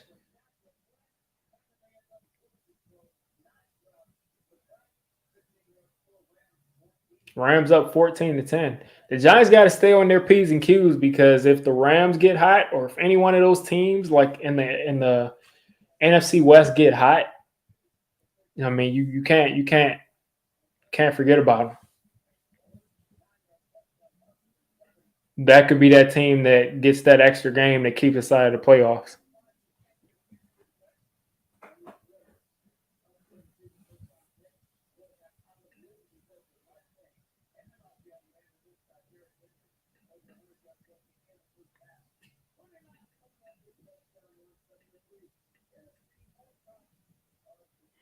And the crazy thing is that the what's the names the Seahawks are only averaging 2.7 yards per play. So our defense is doing everything that they can. They gave up that one drive, but other than that, they're doing everything they can. We just got to get some help from the offense. And I understand, like, it's worked all season. Yeah, we could have kept Tony, but they didn't. They were never going to play him, and he was never going to play here. So it is what it is. In a perfect world where we would actually use him, and whatever he was happening, whatever was going on, wasn't going on, he would be a great addition. But we can't do it. We can't. For some reason, we couldn't use him. We didn't want to use him because maybe he wasn't trying in practice. Maybe he gave up. I don't know.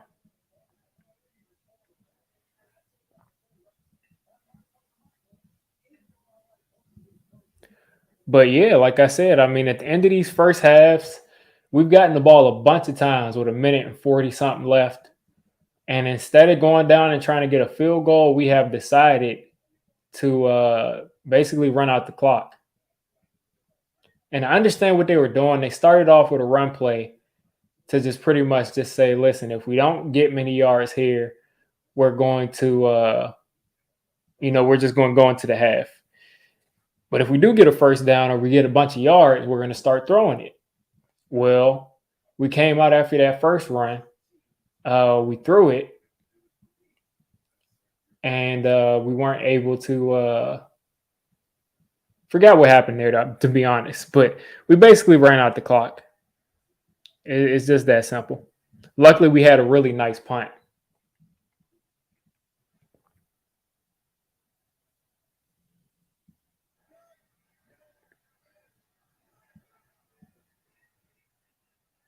Yeah, we basically just ran it twice, and then we threw it in. Yeah.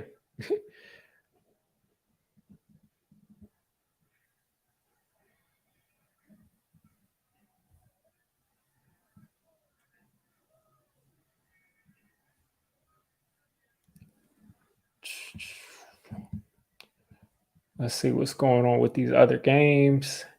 It looks like Washington is up 7-3 on Indianapolis. Tennessee is uh, Tennessee is up 14-3 on Houston.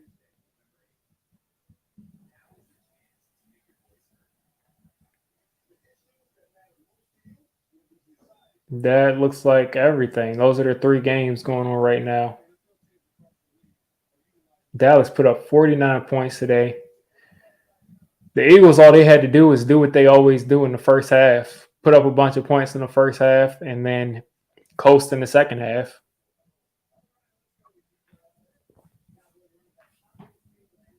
Yeah, I just don't think Tony would have ever fit here for whatever reason. I don't know what the reason was, but for whatever reason, with this coaching staff and the last coaching staff, he just wasn't a fit here.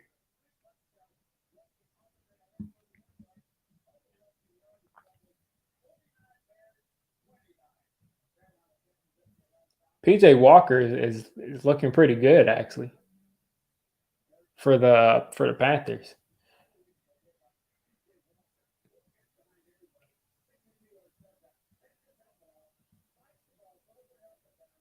I don't think you're supposed to take off your mask, man. You're not supposed to take off your helmet, DJ Moore. They're supposed to throw a flag on that.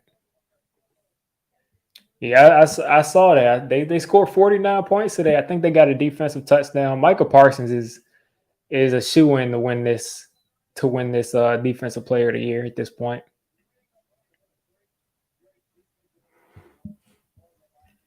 The dude is like a sack machine. He's scoring touchdowns. He's forcing fumbles. He's chasing people down. It's it's crazy, man.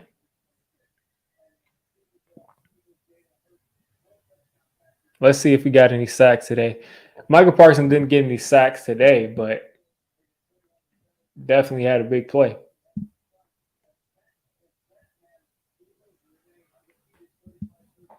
I cannot stand the Eagles, man. Mac Jones against the Jets. The Patriots came back and won that game. Wow. 4-4 Patriots, 5-3 Jets.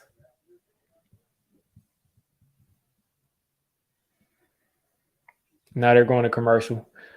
I'm going to take a quick break right quick before we get into the second half. I'll be back in about 2 minutes.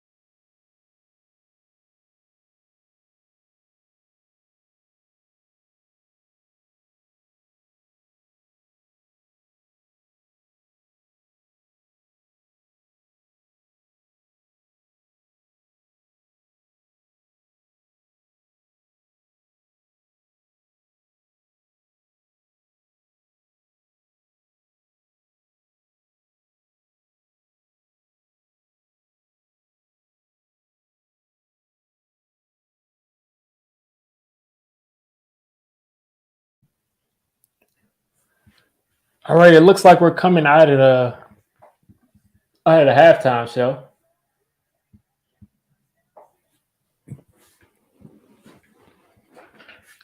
Couple of touchdowns by both teams. The Seahawks got a field goal off of a Richie James fumble. The dude spun with the ball in one hand way out here. Gave the Seahawks 3 points. So the Seahawks are in the lead with the Giants coming out of the half, getting the ball first. Let's see if some of that third and fourth quarter magic can come out for the Giants. Mike Kafka's been really good in the second half, not as good in the first half.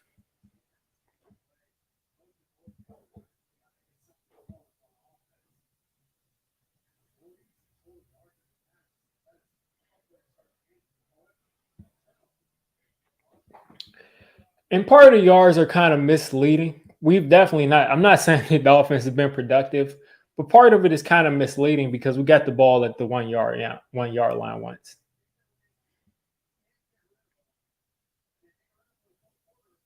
The Giants never do too well against Seattle, though.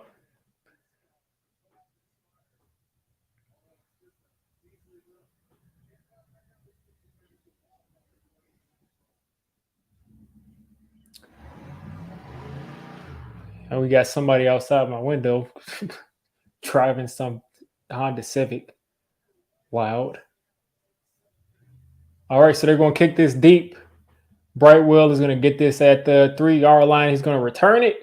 He's coming up the field. He's going to break the tackle. He won't. And the Giants are going to start this off with a penalty. So they're going to get this ball half the distance to the goal. So the Giants are going to start off at like the 10-yard line or the 8-yard line. Can we get some help with this, man? Can we get some help with these penalties on special teams? Special teams today has been horrible. It's been horrible. Like, special teams has been horrible. Special teams is killing us.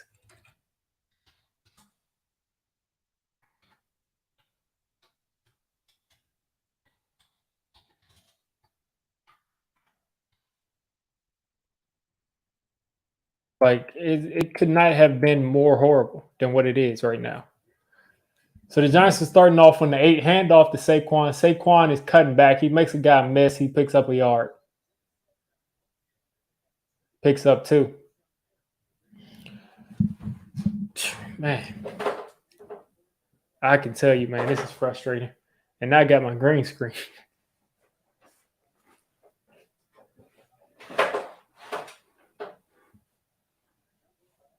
Let's see if I can pull this over.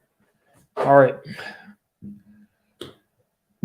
2nd and 8 for the Giants. Deep in their own territory. 2 tight ends. Another handoff to Saquon. Saquon's cutting off to the outside. He makes a guy miss. He's breaking that tackle. Picks up a first down. Superhero effort by Saquon Barkley, getting us about 16 yards. Someone's got to inject some life into this Giants offense. And that was a really great run.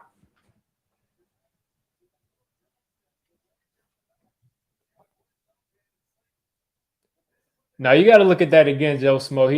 He went exactly where the hole was.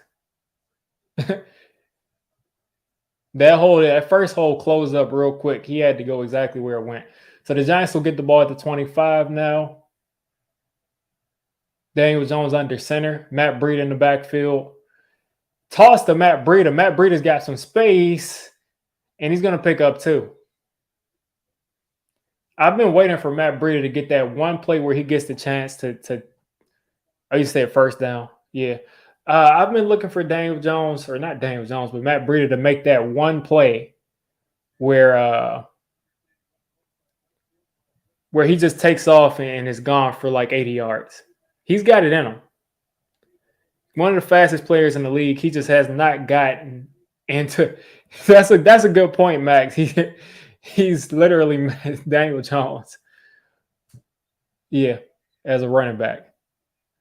Play action, Daniel Jones. He's got time. He's going to hit David Sills. David Sills magically holds on to the ball and doesn't fumble. The Giants pick up 7 yards, and they're celebrating.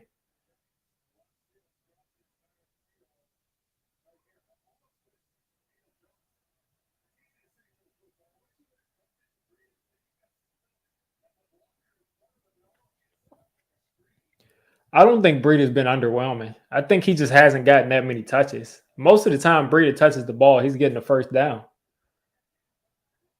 He's gotten very little, like, just, like regular carries. Giants in 3rd down. You got to think that they'll target. You got a guy off sides right there. Yeah, Bruce Irvin was 100,000% off sides. Because Andrew Thomas does not give up sacks. Let's be real. Let's be real.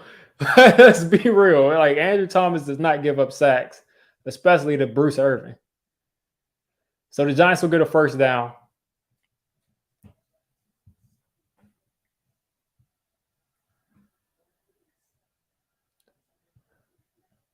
All right, back in the single back.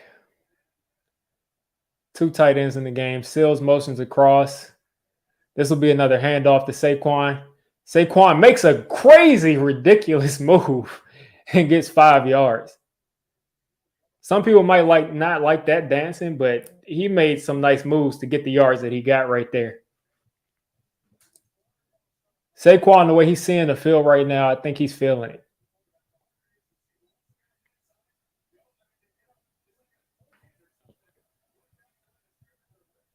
They're saying that's a 4-yard play. I could have sworn that was about 5 or 6, but Seahawks fans still yelling at the top of their lungs. Giants in the pistol formation. Another handoff to Saquon. Defensive end got held, and he was in the backfield. And this will be a 3rd and long for the Giants. That's a good point, Max. I mean, it just wasn't blocked up well. It wasn't blocked up well. Tanner Hudson needed to make that block, and he didn't make it. Most of the time you see a running back get tackled for a loss is because the tight end didn't make a block, and he missed that block horribly. I would say the guard and the tackle did their job as blockers, but on the other side, they didn't. The Giants are 1 for 6 on 3rd down so far. 3, 2, 1. You got to snap the ball. You got to snap the ball. Come on. This is ridiculous. This is ridiculous. This is literally ridiculous. Delay a game on the Giants. Daniel Jones way too late. The Seahawks crowd is definitely making their presence known. You cannot have delayed games in this against the Seahawks crowd because they're going to know that they're smelling blood.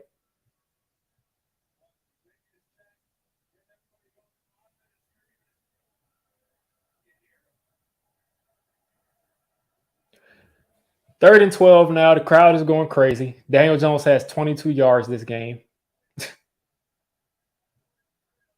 The noise is ridiculous. Daniel Jones is having to run all the way around the whole. Like, they got to stop, man. Daniel Jones is taking a shot, and there he is. Slayton makes the biggest Giants play of the day. Oh, man. This crowd is out of control. They got to shut up. They got to shut up, man.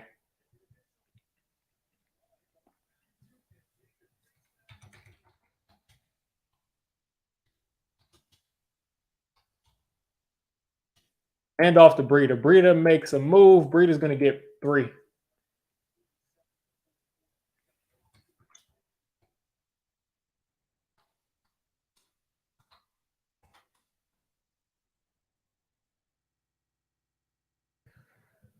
Oh, man. I'm glad Slayton made that catch. Daniel Jones is up to a big 40 yards. The referee is in his face, wasting time. 19 seconds on the play clock this time. Daniel Jones is by himself in the backfield. He's taking another shot. Slayton actually catches it again. Another chunk play from Daniel Jones to Darius Slayton.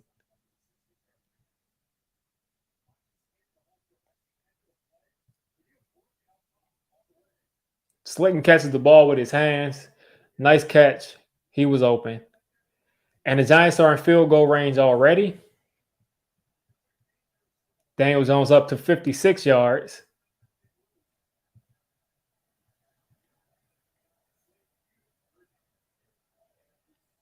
Daniel Jones is 3 for 3 this drive for 39 yards. This will probably be a handoff to Saquon. The Giants are at the 27-yard line. Play action again. He's got time. He's going to hit Saquon. Saquon's got space. Makes a guy miss. Picks up the 1st down. The Giants' 3rd chunk play of this game so far, or of this drive.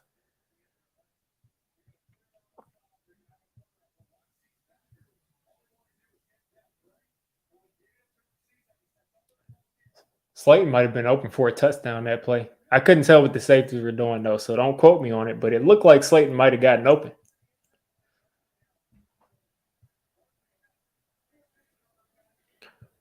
All right. Daniel Jones back in the shotgun. Motions Cager across the formation into the slot. Daniel Jones has got forever and a day. He's going to pick up about 3 yards. The Seahawks snuffed the screenplay out. Daniel Jones just picked up what he could.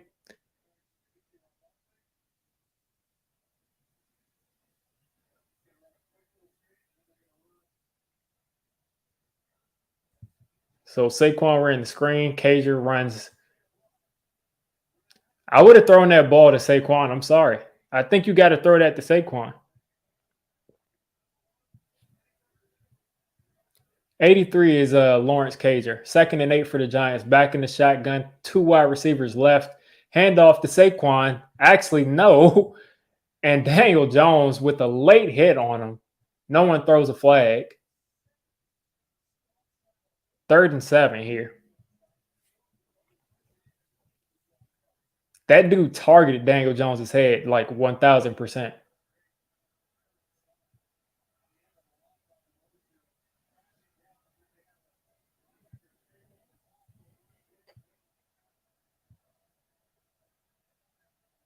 The Seahawks are doing a really good job of Daniel Jones of containing him.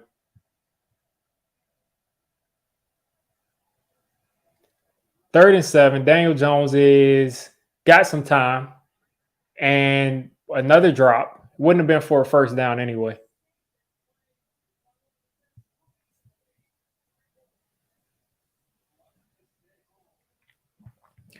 My stream didn't really pause or anything. It's at the same thing. Maximus, you've been pretty far ahead. I think you've been like a couple of plays ahead either way.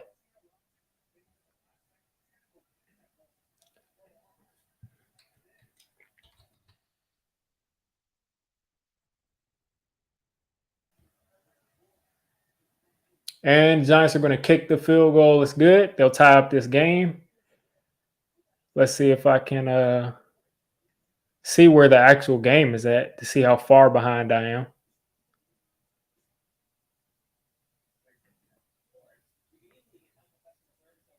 They're not going to tell me now.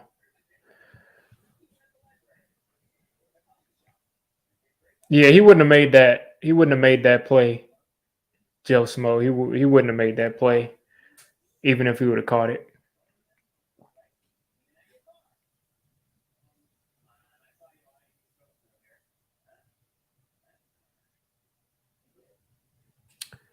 So we got a tie game. I'll update this score 10-10. Let's see what Seattle's got. Let's see what they got. See if the defense, they've been off the field for a long time now. Let's see if the defense can step back up and keep playing good football. Yeah, Willen has been playing well all season.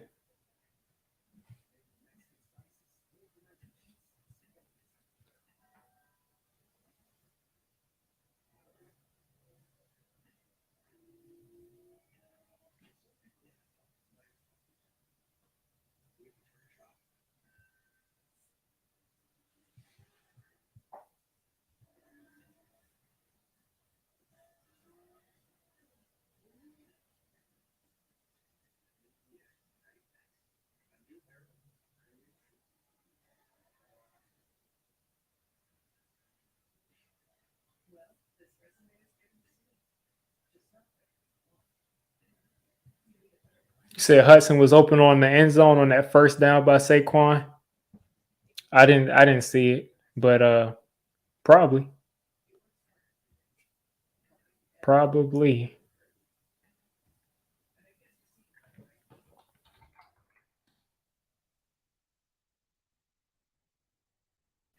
A lot of times quarterbacks will go ahead and just take the check down though, if they know it'll get them a first down anyway. So I don't know, but let's see if I can find that play.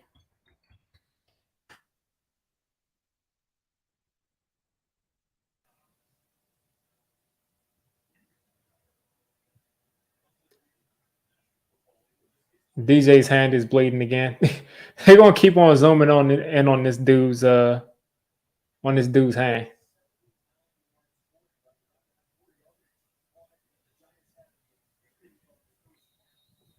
Yeah, I can't find it. I'm gonna have to look back at it. But I know that safety was lurking in the middle of the field, so if it was a post route, he might not have been as open as you thought. But I'll just have to see that on film. Yeah, that's the thing. That's the thing, Joe Smo. I mean, his hand was bleeding the first time, and then it got patched up, and then it got hit again and reopened. So it's going to keep reopening. I mean, it's just going to keep happening probably until he can get into this bye week.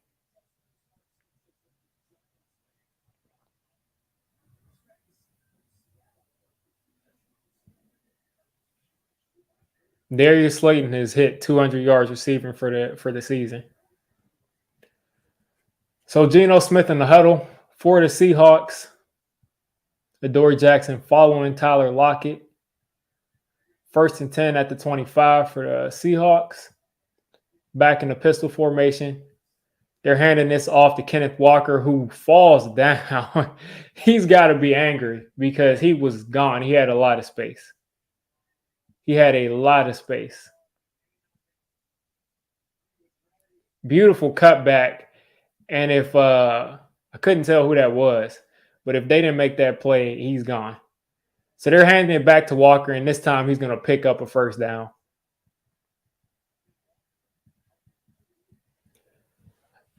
They're taking a page out of the Giants playbook of giving the ball to their running back who hasn't been able to get it going in the first half.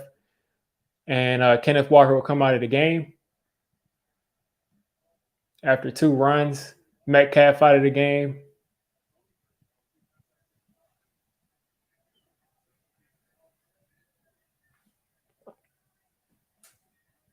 Back in the shotgun. They've run this play a couple of times. Geno Smith makes a nice play under pressure. And this is ridiculous, man. There is no way that this should be happening, man. Like, he's not that fast. Jalen Smith judged this play very poorly. Like, very poorly. To allow someone to catch this ball. Yeah, Thibodeau gets held every play. Almost every play. He got held that entire play. I watched that. Didn't get a flag. I don't get it. They pulled him out of the game, though. He's not in the game on this play.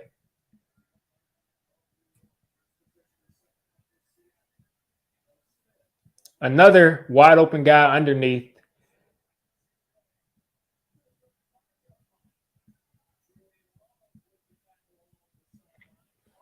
I just really just am getting sick of this. Like, I'm really getting sick of this, man. They're leaving guys wide open. And they're not coming up and making these tackles. 2nd and 5 for the Seahawks. And Geno Smith is back in the shotgun. Running that same look of moving and running back across. This time they're handing it off to this running back. He's picking up 2.5, 3 yards. Seahawks are already in field goal range. They've gotten chunk play after chunk play.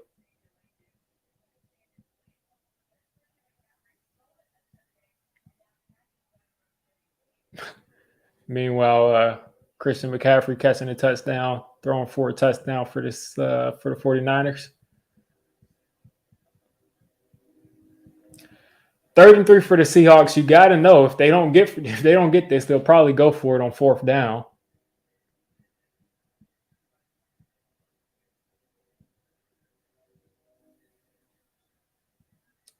Third down, Geno's got all day. He's going deep. And Tyler Lockett drops a walk-in touchdown. Oh, my God. You got to love it, though. You got to love it because Giants wide receivers do that all the time.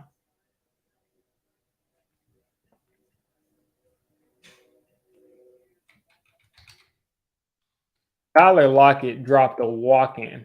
Like, he might have just dropped the game.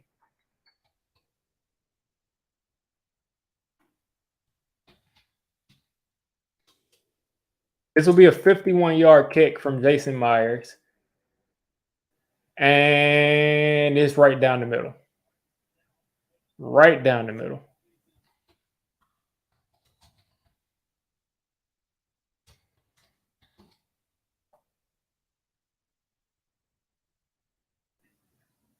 All right, let's see.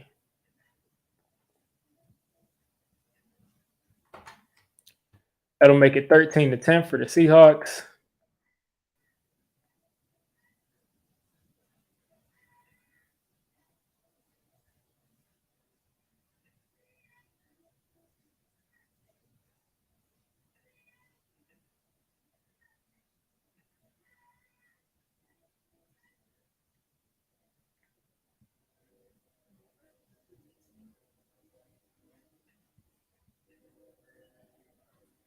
Yeah, Geno is throwing dimes, man. Geno's playing good. He's playing well. Geno's definitely playing well.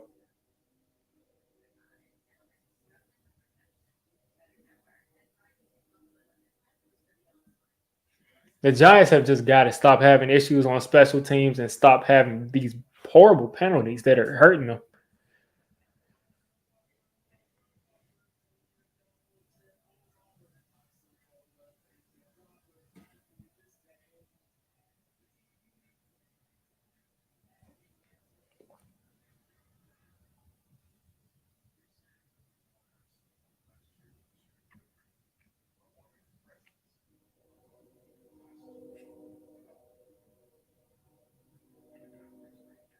Yeah, Tyler Lockett has really had two bad plays today.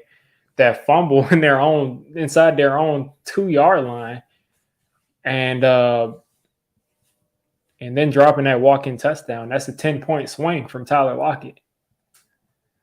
Or I guess since they got that field goal, you take away the 3. That's a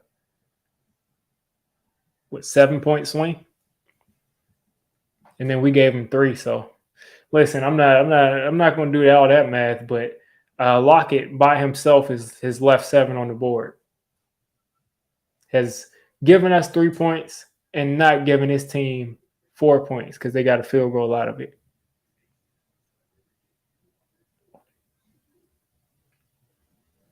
Yeah, I mean with Geno and with any other quarterback, if you don't pressure him, if you don't get in his face, it's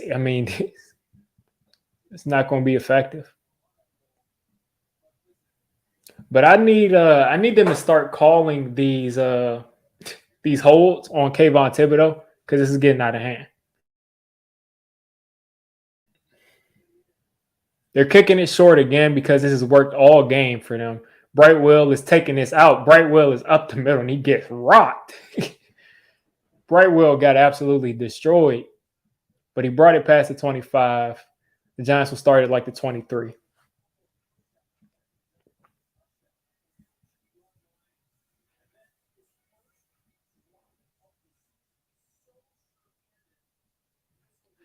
Well, Tyler Lockett dropped the ball because it landed on his helmet first. Now that I see it, that ball bounced off of Tyler Lockett's helmet. So I can't really – he definitely still got to catch that, but, hey, it bounced off his helmet. Giants offense with the ball at the 27. Handoff to Saquon. Saquon just is going to fall down for a -1. Nick Gates out fighting. Classic vintage Nick Gates stuff. Lined up at tight end. They got guys just unblocked. So many tight ends moving in and out of this game. They're missing their assignments. They're making bad blocks. You got to know we're missing Bellinger right here. 2nd and 11. Back in the shotgun, 3 wide receiver at the top of your screen. DJ's is going to drop back. He's taking a shot to Saquon. Almost catches it, but this will be 3rd and 11.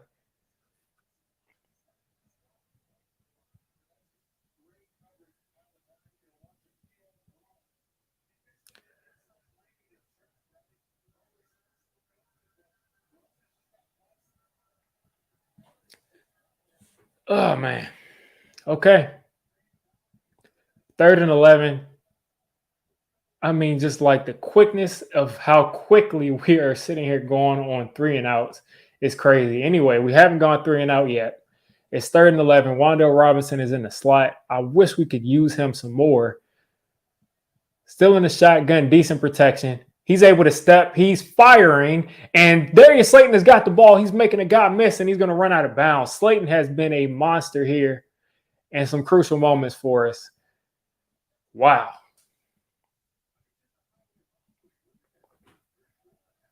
And this is on Tariq Woolen, who's having a great season. But first of all, that's pass interference and holding, and none of that got called. That's literally pass interference and holding, and none of it got called. Giants in the pistol here. Hand off to Saquon. Saquon is making a guy miss. He's spinning away, makes another guy miss. He was almost gone right there. Saquon made 3 people miss. If that last guy didn't come, he probably picks up a first down.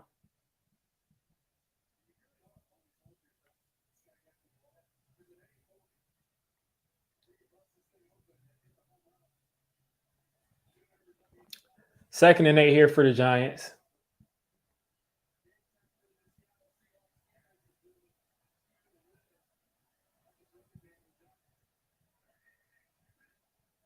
Another pitch to Saquon, who's got some time, and there's nowhere to run.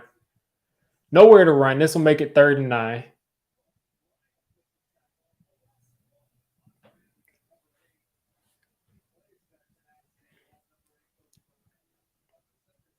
The thing is, Max, I mean, if we don't run the ball, I mean, what you got to get the ball to Saquon some kind of way.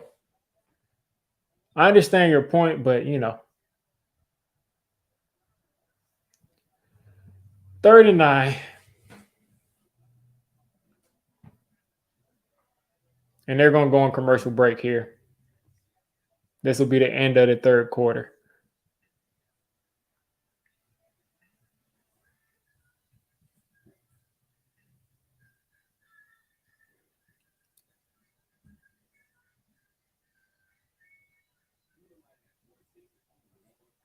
The Giants sure do make every single game hard.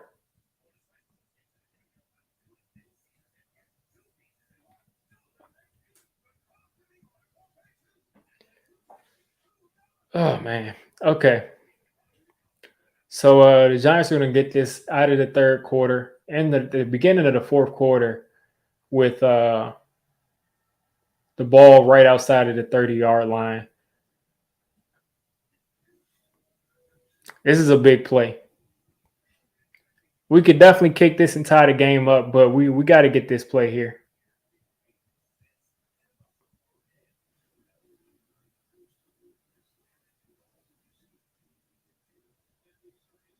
Let's see. Current drive. This will be a 3rd and 9, like I said. Yeah, you're right. Don't let that locket drop go to waste. You can't let it go to waste. We put together a couple of decent drives. We just got to get the ball in the end zone. Like one legitimate touchdown, not a touchdown where our defense gave it to us on a silver platter. We got to score. That's the name of the game.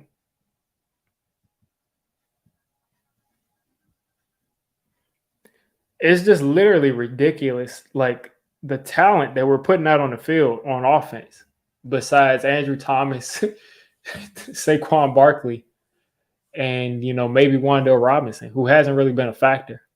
I would have really thought that Wan'Dale would have been a factor more than he is.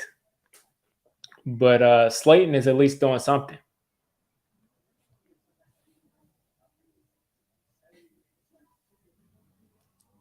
Like I said, Slayton is at least doing something.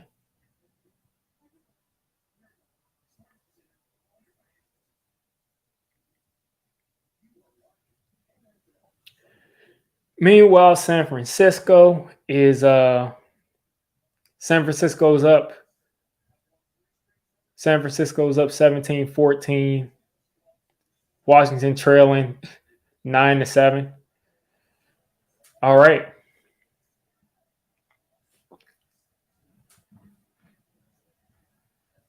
Saquon is out of the backfield. He's back in the backfield, back in the shotgun. The Giants are going to run some max protection here. DJ's got time. He's going to hit the tight end. The tight end's going to make a guy miss, and we're going to pick up the first down. You got to love it. You got to love it. You got to love it.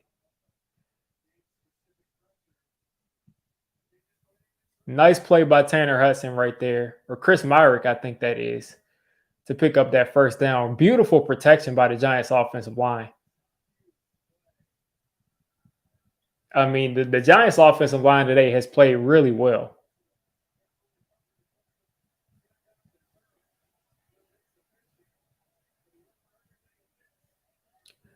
Back in the single back for the Giants, a ton of tight ends in the game, Marcus Johnson and David Sills. Do you really think we're going to pass the ball out of that formation? Giants pick up about 2.5. Keeping them honest, they're not abandoning the run.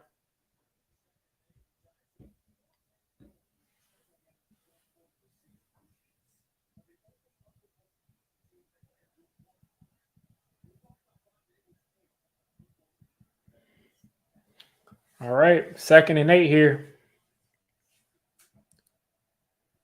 2nd and 8, the crowd is going crazy. Myrick Moson's inside. Sills is in the game. Wandale is in the game. Marcus Johnson is in the game. Handoff to Saquon. Saquon's got space, and he's going to pick up a first down. He's driving his legs. I think he's down to about the 12-yard line, if I'm right. Giants are moving it slowly but steady. That's why you can't abandon the run.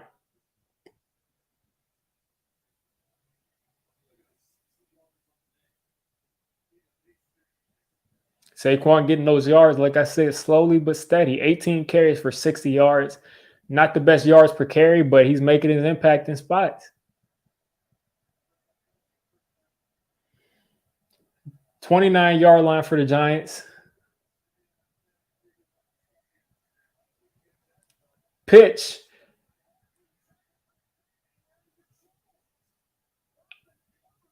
I don't know what happened on that play, but Daniel Jones turned around, pitched it off to Saquon, and Bruce Irvin blocked, pretty much pushed Daniel Jones into Saquon. That's a smart play by Bruce Irvin. That's a smart play by Bruce Irvin. I can't deny it. It's just a smart play by him. We lost 8 yards on that play. Wandale back in the game, Breida in the game, Slayton back in the game, 2nd and 18. The Giants got time. Daniel Jones has time to throw this ball. He's got forever. He's going to take a shot, and he's throwing that out of bounds. He had Breida open.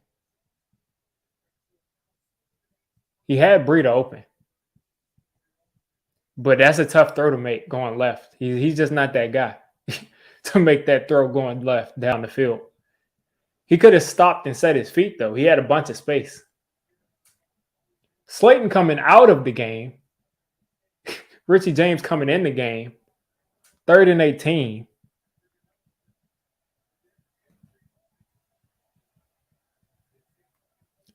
Giants had this ball at the 29-yard line on the 1st and 10, and because of Bruce Irvin blocking Daniel Jones and the Saquon, is what it is.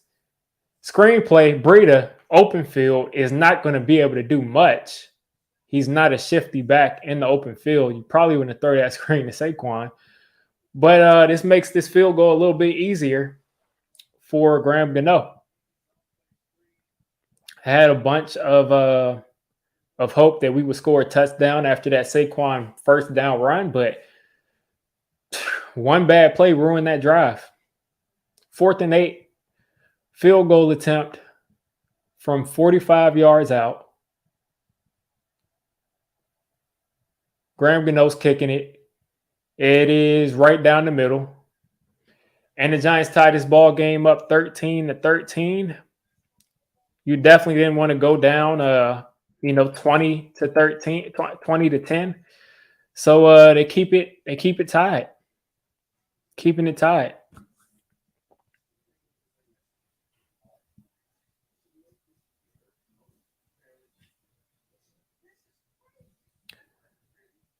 So 13-13. About what? 13 minutes left in the game, or 11 minutes left in the game. 13-13 tie game. Just like how the Giants like it. Now, from what I remember, the Giants don't really allow points in the fourth quarter.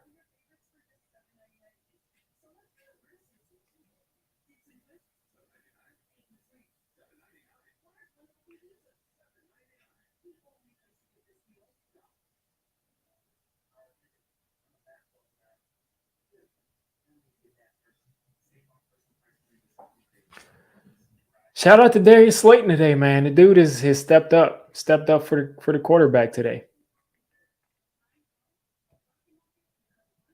Darius Slayton is really the only person that's caught a pass that's been impactful besides Chris Myrick on that one first down.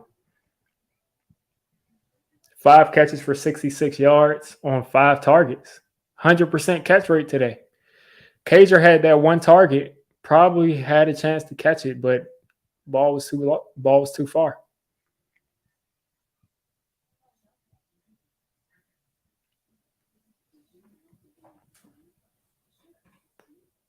Hopefully the defense can continue to do.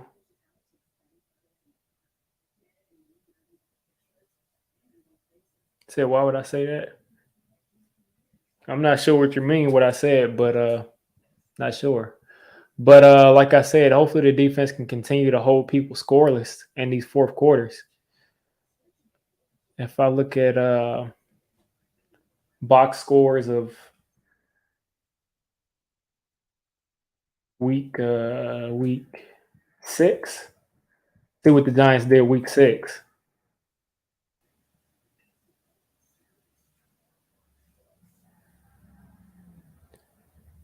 The Giants put up, they're showing me 2021 stats.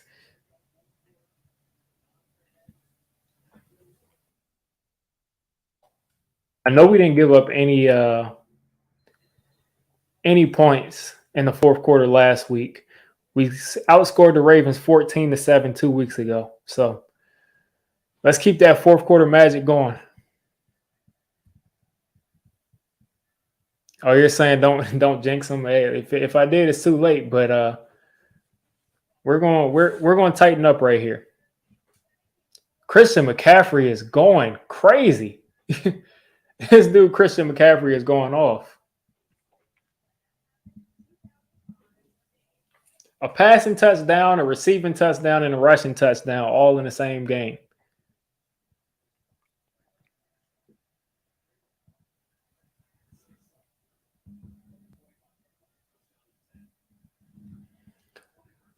First and 10 for Seattle, motioning that running back again. They got a guy wide open again. Metcalf is going to stick his head down, and he's going to pick up about 13 yards. They gave him 11, but he picked up 13. But bad spot by the ref.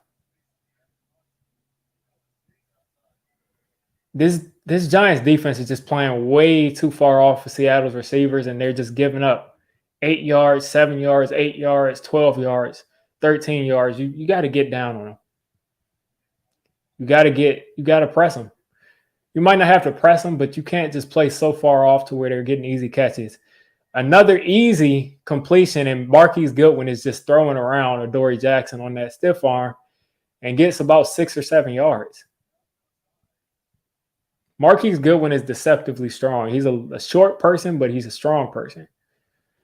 So the Seahawks are in 2nd and 4.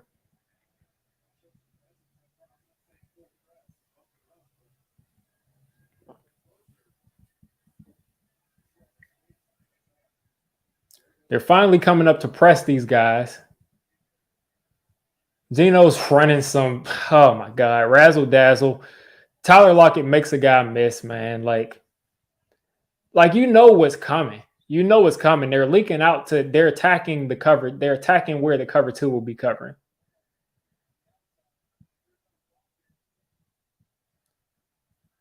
A ton of pre-snap motion is making this game really easy for Geno.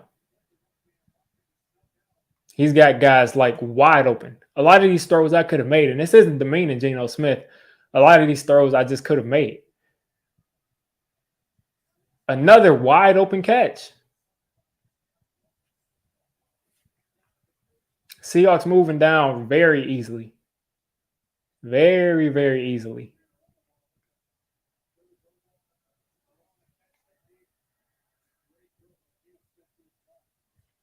Seahawks already in field goal range. Taking a shot and Lockett, easy touchdown. Easy touchdown. Easy drive for Seattle. About 40 seconds, and they're in the end zone.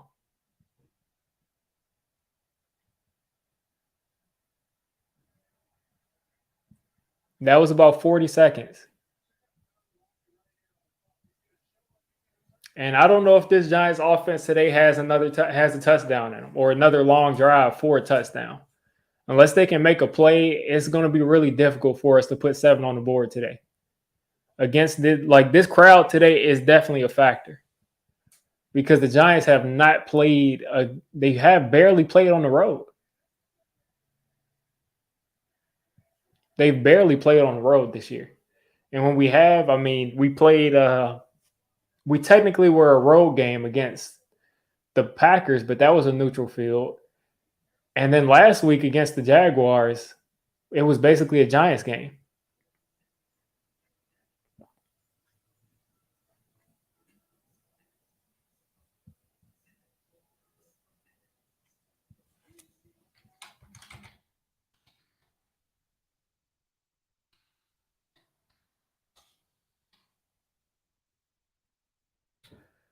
So now we got to hope that this offense that has been anemic all day, who put together a couple of long drives these last couple of drives, we got to hope that they can make some plays because if you can't make some big plays, it's going to be really hard to make something happen.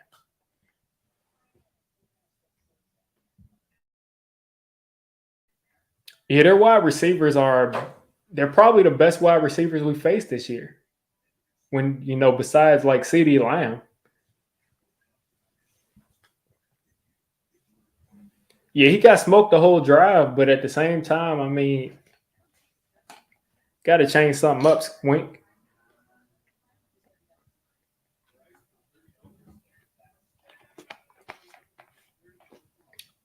They got to go to the cover too.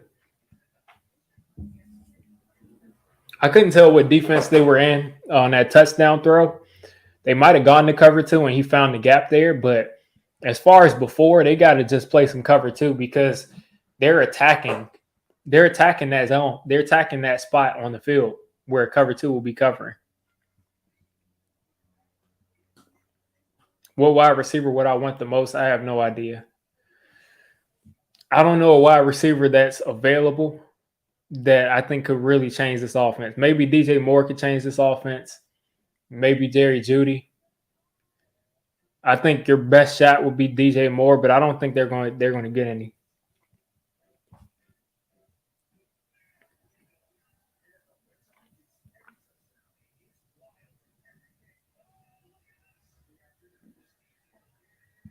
The only guy I could see myself, actually want to trade for is DJ Moore, just because I think he's just the best player at that spot.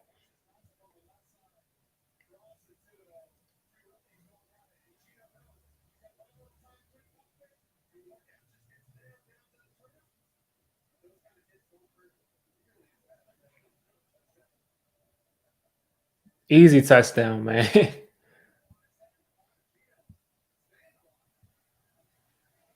Please just take a knee, Brightwell.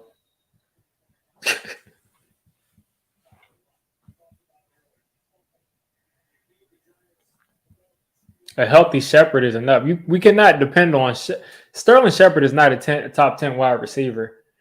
But even if he was, even if Sterling Shepard is a top 10 wide receiver, he's not coming back this year, and we don't know if he'll be the same player after tearing his ACL, tearing his Achilles within like a year of each other.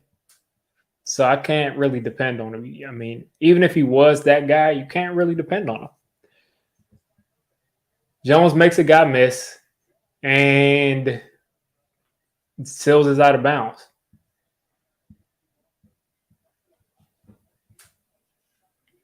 I don't know where DJ got. Well, our pass rush will be getting to Geno if they weren't holding, but they're continuing to hold Kayvon Thibodeau specifically. And they're just not calling it. 2nd and 10 for the Giants. This drive, if we don't get points, this game is over. I'm just telling you. We got to get points here. 2nd and 10. Please don't just hand the ball off. They're motioning Myrick in. Please don't hand the ball off. They handed it off. They handed it off. We get 0 yards.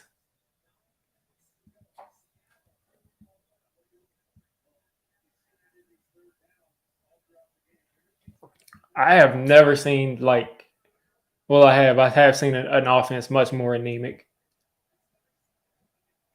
but there's been no adjustment to what we're doing. There's been no adjustment to what we're doing from the first half to the second. This is the first time I've seen this. Wandale in the slot. DJ's got time, makes a guy miss. He's still got time. He's got to throw the ball. He's not going to be able to pick this up running.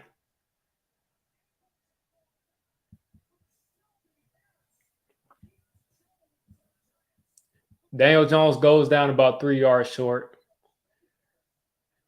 If he doesn't get tackled right there, that's a first down. If he doesn't get ankle tackled.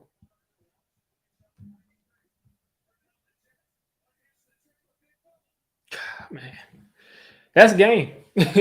That's game. If they don't, if the defense can't get a stop right here, if they give up even a field goal, that's game. Because this offense has not proven to anybody that they can score. People also don't realize how much of an advantage it is. Oh man, we were so close to downing them at the 1 again. We were so close. That could have been something, but that's listen, I got to go back to wearing the shirts I was wearing before because it feels like this is bad luck. This might be bad luck. No disrespect to Eli, but it feels like I put this on it and we start to play different. I got to go back to look at what I was wearing in that Cowboys game because if I was wearing this thing in a Cowboys game or something, then I might have to retire. It seems like we always win when I wear gear that isn't Giants gear.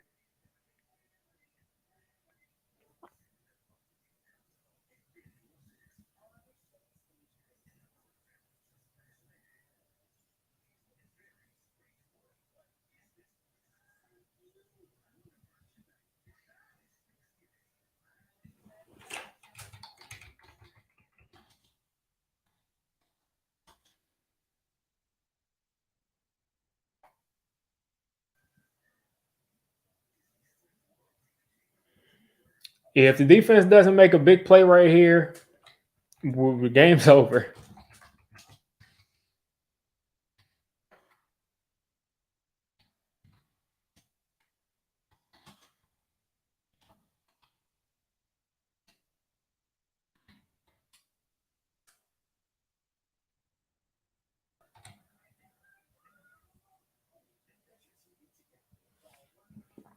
I don't know if Seattle wants it more. I don't see that. I just see them just being a better team than us. Or not even being a better team. I just see them just executing better than us, plain and simple. And the thing is, like, again, people don't understand how big of an advantage they have in that stadium. It's the loudest place by far.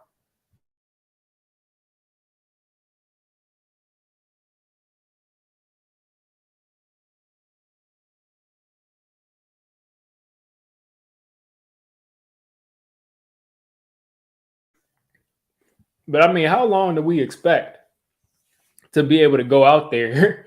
They're definitely a better team. But how long do we expect to be able to go out there missing Bellinger, missing missing Evan Neal, missing a bunch of Bammers, missing not missing Adoree Jackson, missing Aaron Robinson, missing Cordell Flott, missing missing a bunch of guys. You can only get so far. You can only get so far having David Sills and Marcus Johnson out there. But hey, this is time. This is the time for the defense to step up. This is the time. If there's any time to show who you are, this is time.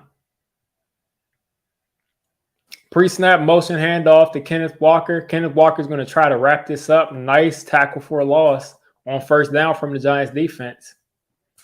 7:20 left in this game. Seahawks are going up tempo.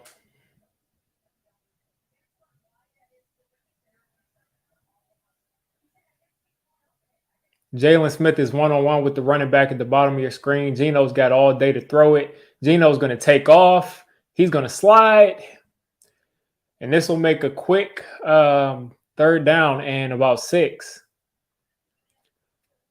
Let's see if you don't blame the defense. I don't either. I mean, it's definitely the offense. The defense basically put 7 points on the board.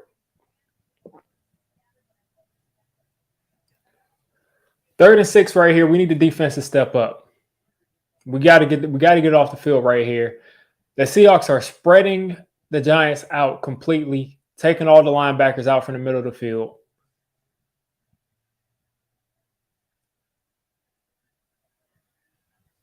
Geno's taking a shot,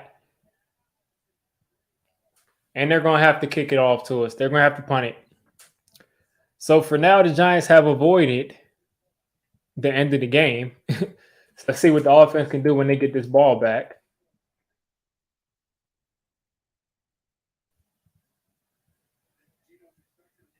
Geno, the offense has got to make a play.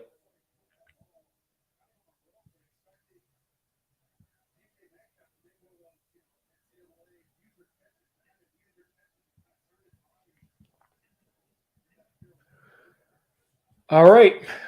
Seahawks punting it off. It seems like we haven't seen that many punts. Richie James is back there again. Please hold on to the ball, dude. And he fumbles it again, man. That's game. That's game, man. Man, get this Cowboys fan out of here, man. Get this Cowboys fan out of here. Get this Cowboys fan out of here, man. I try not to wish anybody any ill will on this channel, but Richie James has got to go. Richie James has got to go, man. Why are you putting this dude back here again?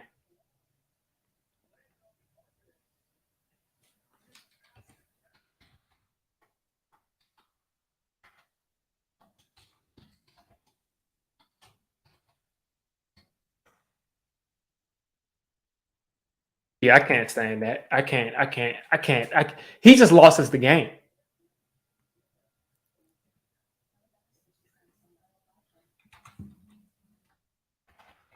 Richie James just lost us the game. He just lost us the game.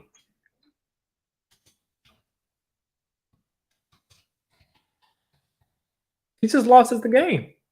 There's no way around it. Richie James just lost us the game. He lost us the game. He gave up. He gave up at least 6 points. They're at least going to get a field goal. He might have given up 10 points.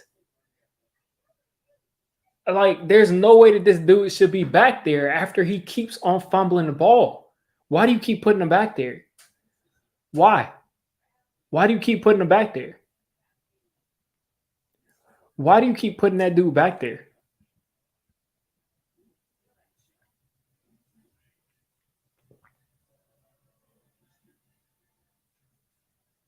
Like, I don't understand that.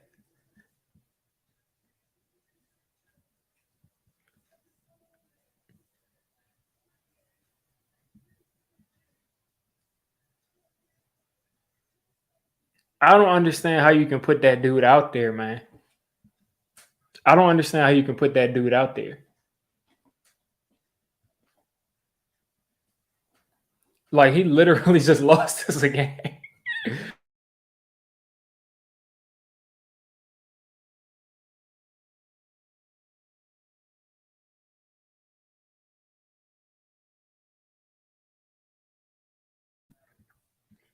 That's 100%. I can't give them an excuse for that. There is no reason that Richie James should be out there. There's no way that he should be out there. There's no way that he should be out there. Every single time the defense has tried to take the momentum back, Richie James fumbles the ball.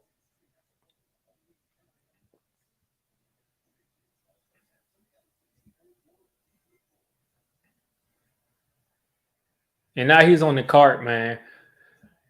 Whatever, man. This dude better actually be hurt.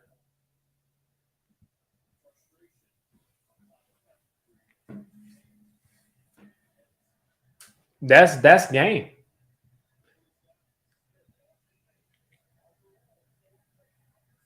I don't want to watch this anymore. I don't want to watch this anymore, man.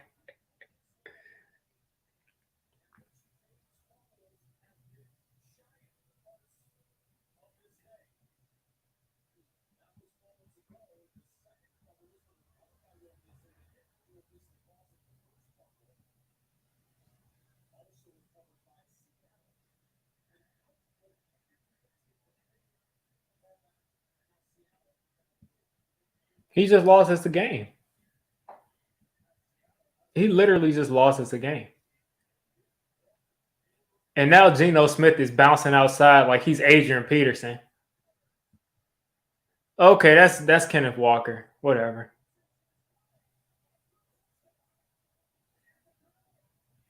I thought that was Geno Smith for a second, man. I thought that was Geno Smith, man. I was really gonna be pissed.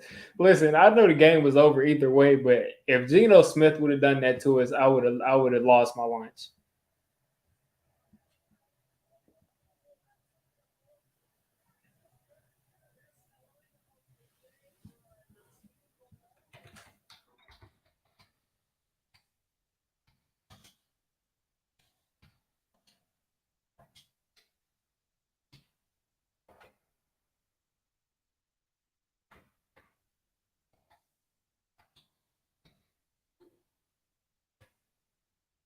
I just can't. I don't. I can't. I can't, man. This dude just lost us a game.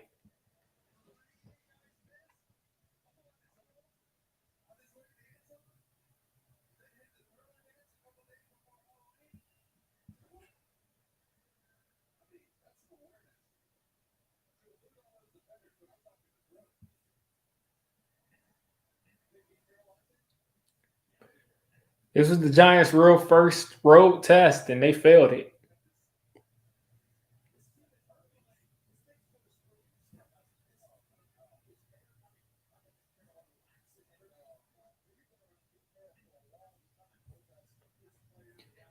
And you know what teams are. You know what. What. You know what everybody's going to say about the Giants now. They got exposed. They were imposters. They lucked their way into 6 wins. Oh boy.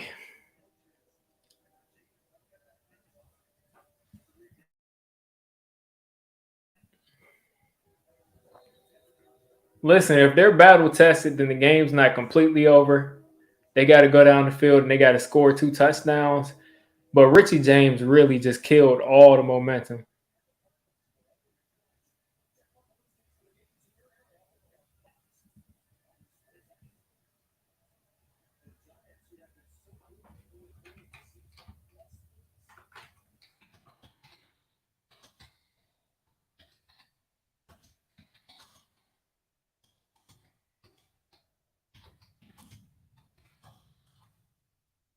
DJ taking off running for what?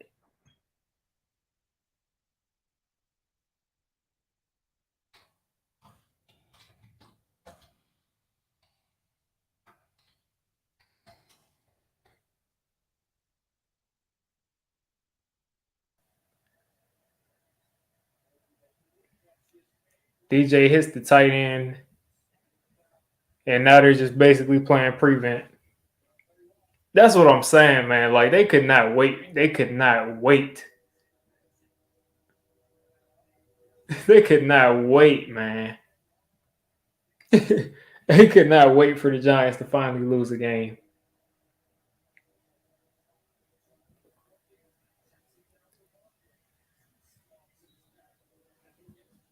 Four minutes left.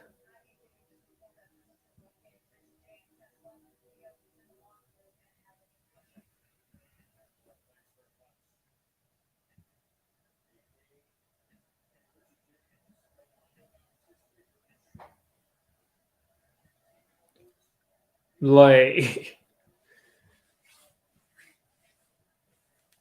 we never got a chance to get any type of momentum because every time we started to grab the momentum back, Richie James fumbled the ball.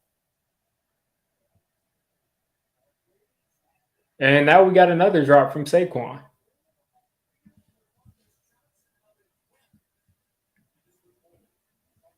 I'm not gonna. I'm not gonna block a Seahawks fan, man. I'm not gonna block a Seahawks fan for doing that, for coming in. I mean, he's not being disrespectful.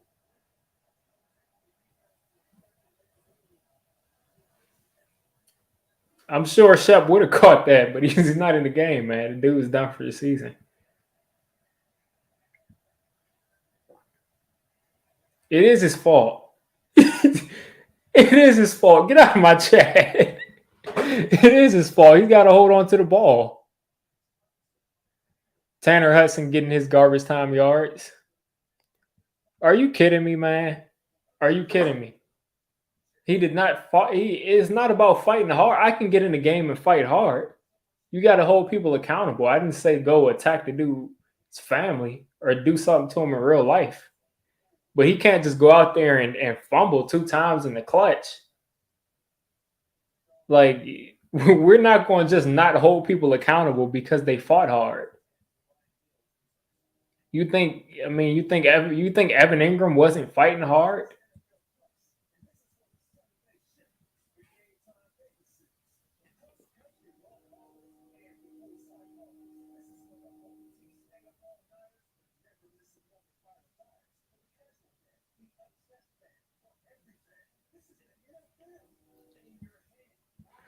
Like, that's what I'm saying. Every time the defense built some momentum, he fumbled the ball and gave the offense the ball right back.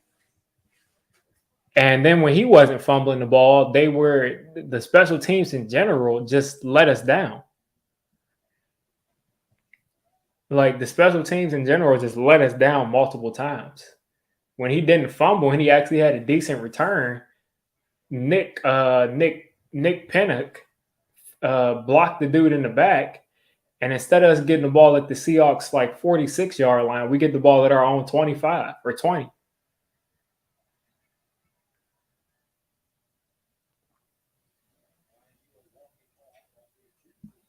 Like, it's just a ton of mistakes. And the Seahawks had their mistakes too. So I mean, I'm not gonna say we would have like easily won this game or something, but we would be in this game right now if it weren't for Richie James fumbling twice. I can almost guarantee you that.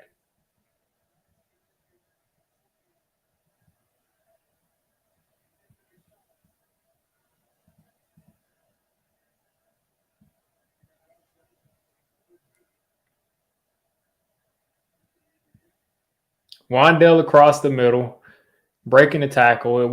This dude should have gotten the ball a lot earlier in the game. I know they're not double covering him or anything. He just should have gotten the ball earlier because who else is going to make plays besides him and Slayton as far as receivers go? 2nd and 1 for the Giants. 3 minutes and 28 seconds left. We're driving. I mean, and DJ is going what? Hey, a lot of respect to Daniel Jones, man.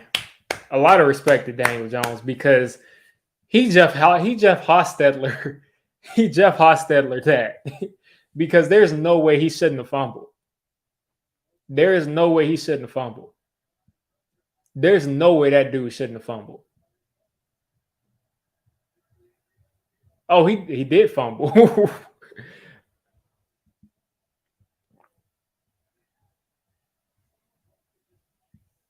3rd and 7. Drop back. Step into the throw. Barely missed Darius Slayton. 4th and 7. They're going to have to go for it here.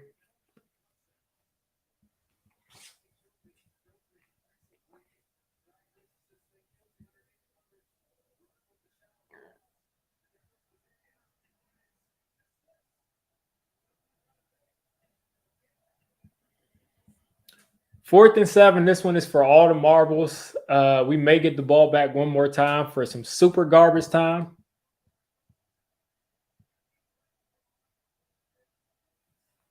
DJ steps up. They dropped an interception to save DJ's quarterback rating for the season. But that is the ball game. 2 minutes left. 2:32 left. The Seahawks crowd was definitely a factor. Richie James 2 crucial fumbles, pretty much lost us the game. The Giants offense wasn't able to do anything in the first half. A couple of crucial third downs, they weren't able to convert, weren't able to come up big in the red zone. And that's the way the cookie crumbles. That's the way that this ended up going. The Seahawks came in this game, they outplayed us. They out-executed us. They even made mistakes, but they still out-executed us when they got the ball back. And just all-around bad game. A lot of Giants fans are going to start chanting that the sky is falling and that we're the worst team in the league and everything like that. I just don't see that. I know the entire league is going to start to bash the Giants and start to say, I told you so. But in my opinion, people picked the Giants to win 4 games this season, and we're already at 6. You don't win every game. Nobody expected the Giants to win every game. The Seahawks are on a tear right now. They're a force to be reckoned with, and they just came in and they just outplayed us. And we made way too many mistakes to come out winning this game. We got out-coached today. We got out everything. We got out-coached and we got outplayed.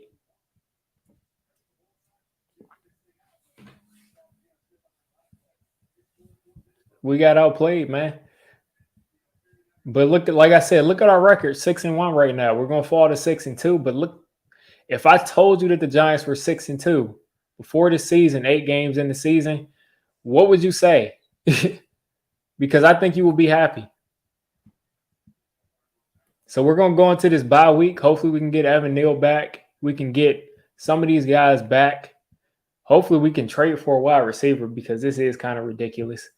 But, we got our bye week. We'll come out of the bye healthier, and we got to just make something happen. I wonder what this Commanders game is looking like because I don't want to be anywhere near the Commanders record. I don't want them to be at 4 games. But this is ball game. The Giants probably will get this ball back one more time, but this is game.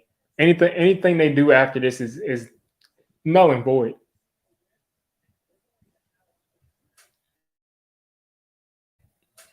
I almost want the Seahawks to convert right here so they can just nail this out. Geno's going to throw it. He's going to run, and he's going to pick this up. And that's game. That'll be enough.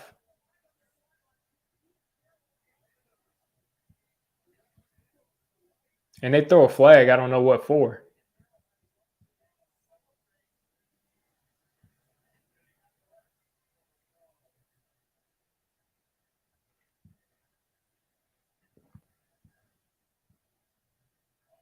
Oh, because Pete Carroll is on the field.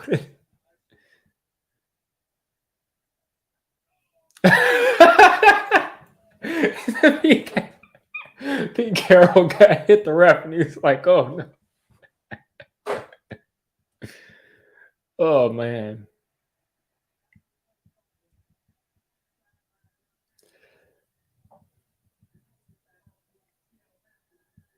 Sideline infraction. You rarely see that play. Yeah, C-Mac went off today. Touchdown pass, touchdown run, touchdown catch. If that's what you're talking about, Ernest, he definitely went off.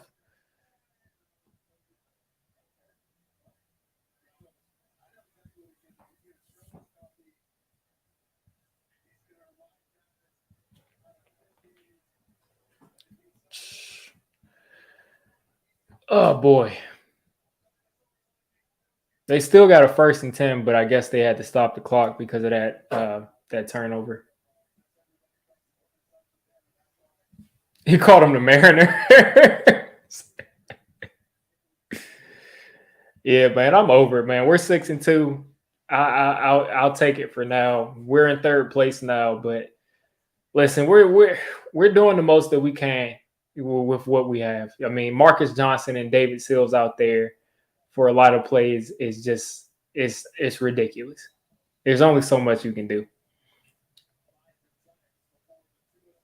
2-minute warning. We got to sit through this. Let's see how many yards we gave up to Kenneth Walker.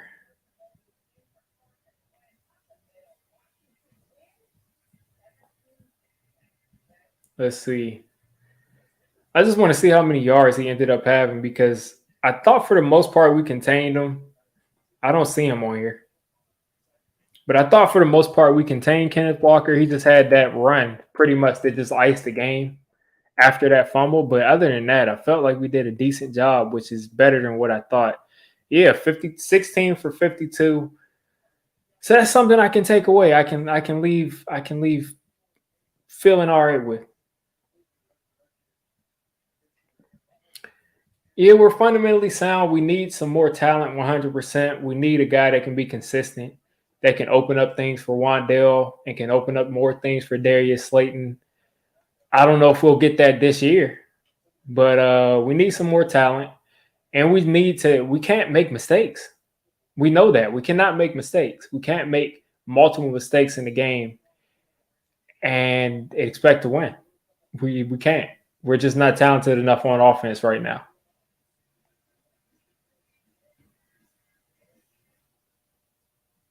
I remember that Mike Tomlin play.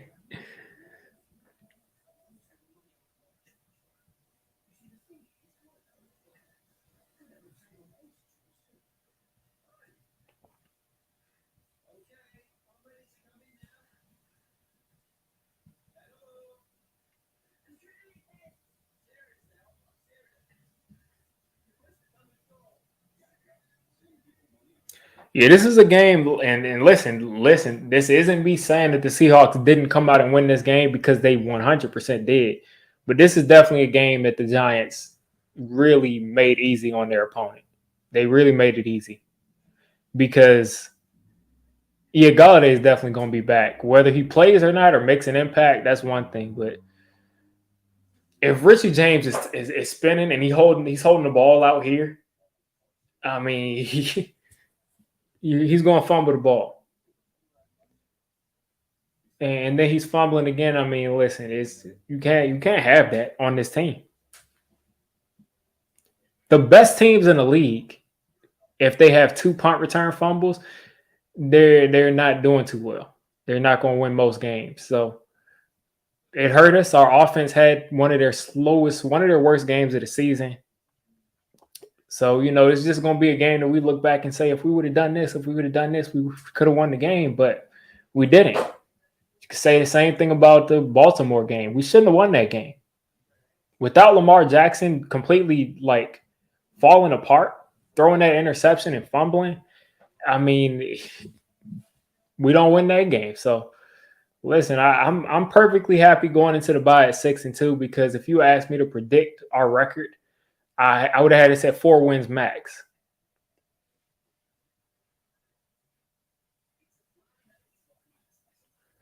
But I think we're at the 2-minute warning right now. I'm going to end this while I have the energy to talk about this game, and I'm going to record my post game video because the game is pretty much over. And you guys have a great rest of your day. There's not that many games left. Not really any entertaining games, in my opinion, left. But let's see what's up. Green Bay and Buffalo. Buffalo should stomp Green Bay. So I just don't see that as an entertaining game. So you guys try to enjoy what's left of today. This has been Kenneth Walker losing some more yards for the stat sheet. They're going to punt it back to us. But yeah, I'm going to get out of here and I'm going to record my post game. Be on the lookout for that. You guys, thanks for hanging with me this game. It'll be better than this. We won 6 games in our first 8 games of this year. So I'm happy overall. I'm very disappointed with how this game played out. But listen, 6-2 going to the bye is not too bad. I'll take it for now. So I'm going to get out of here. You guys have a great rest of your day.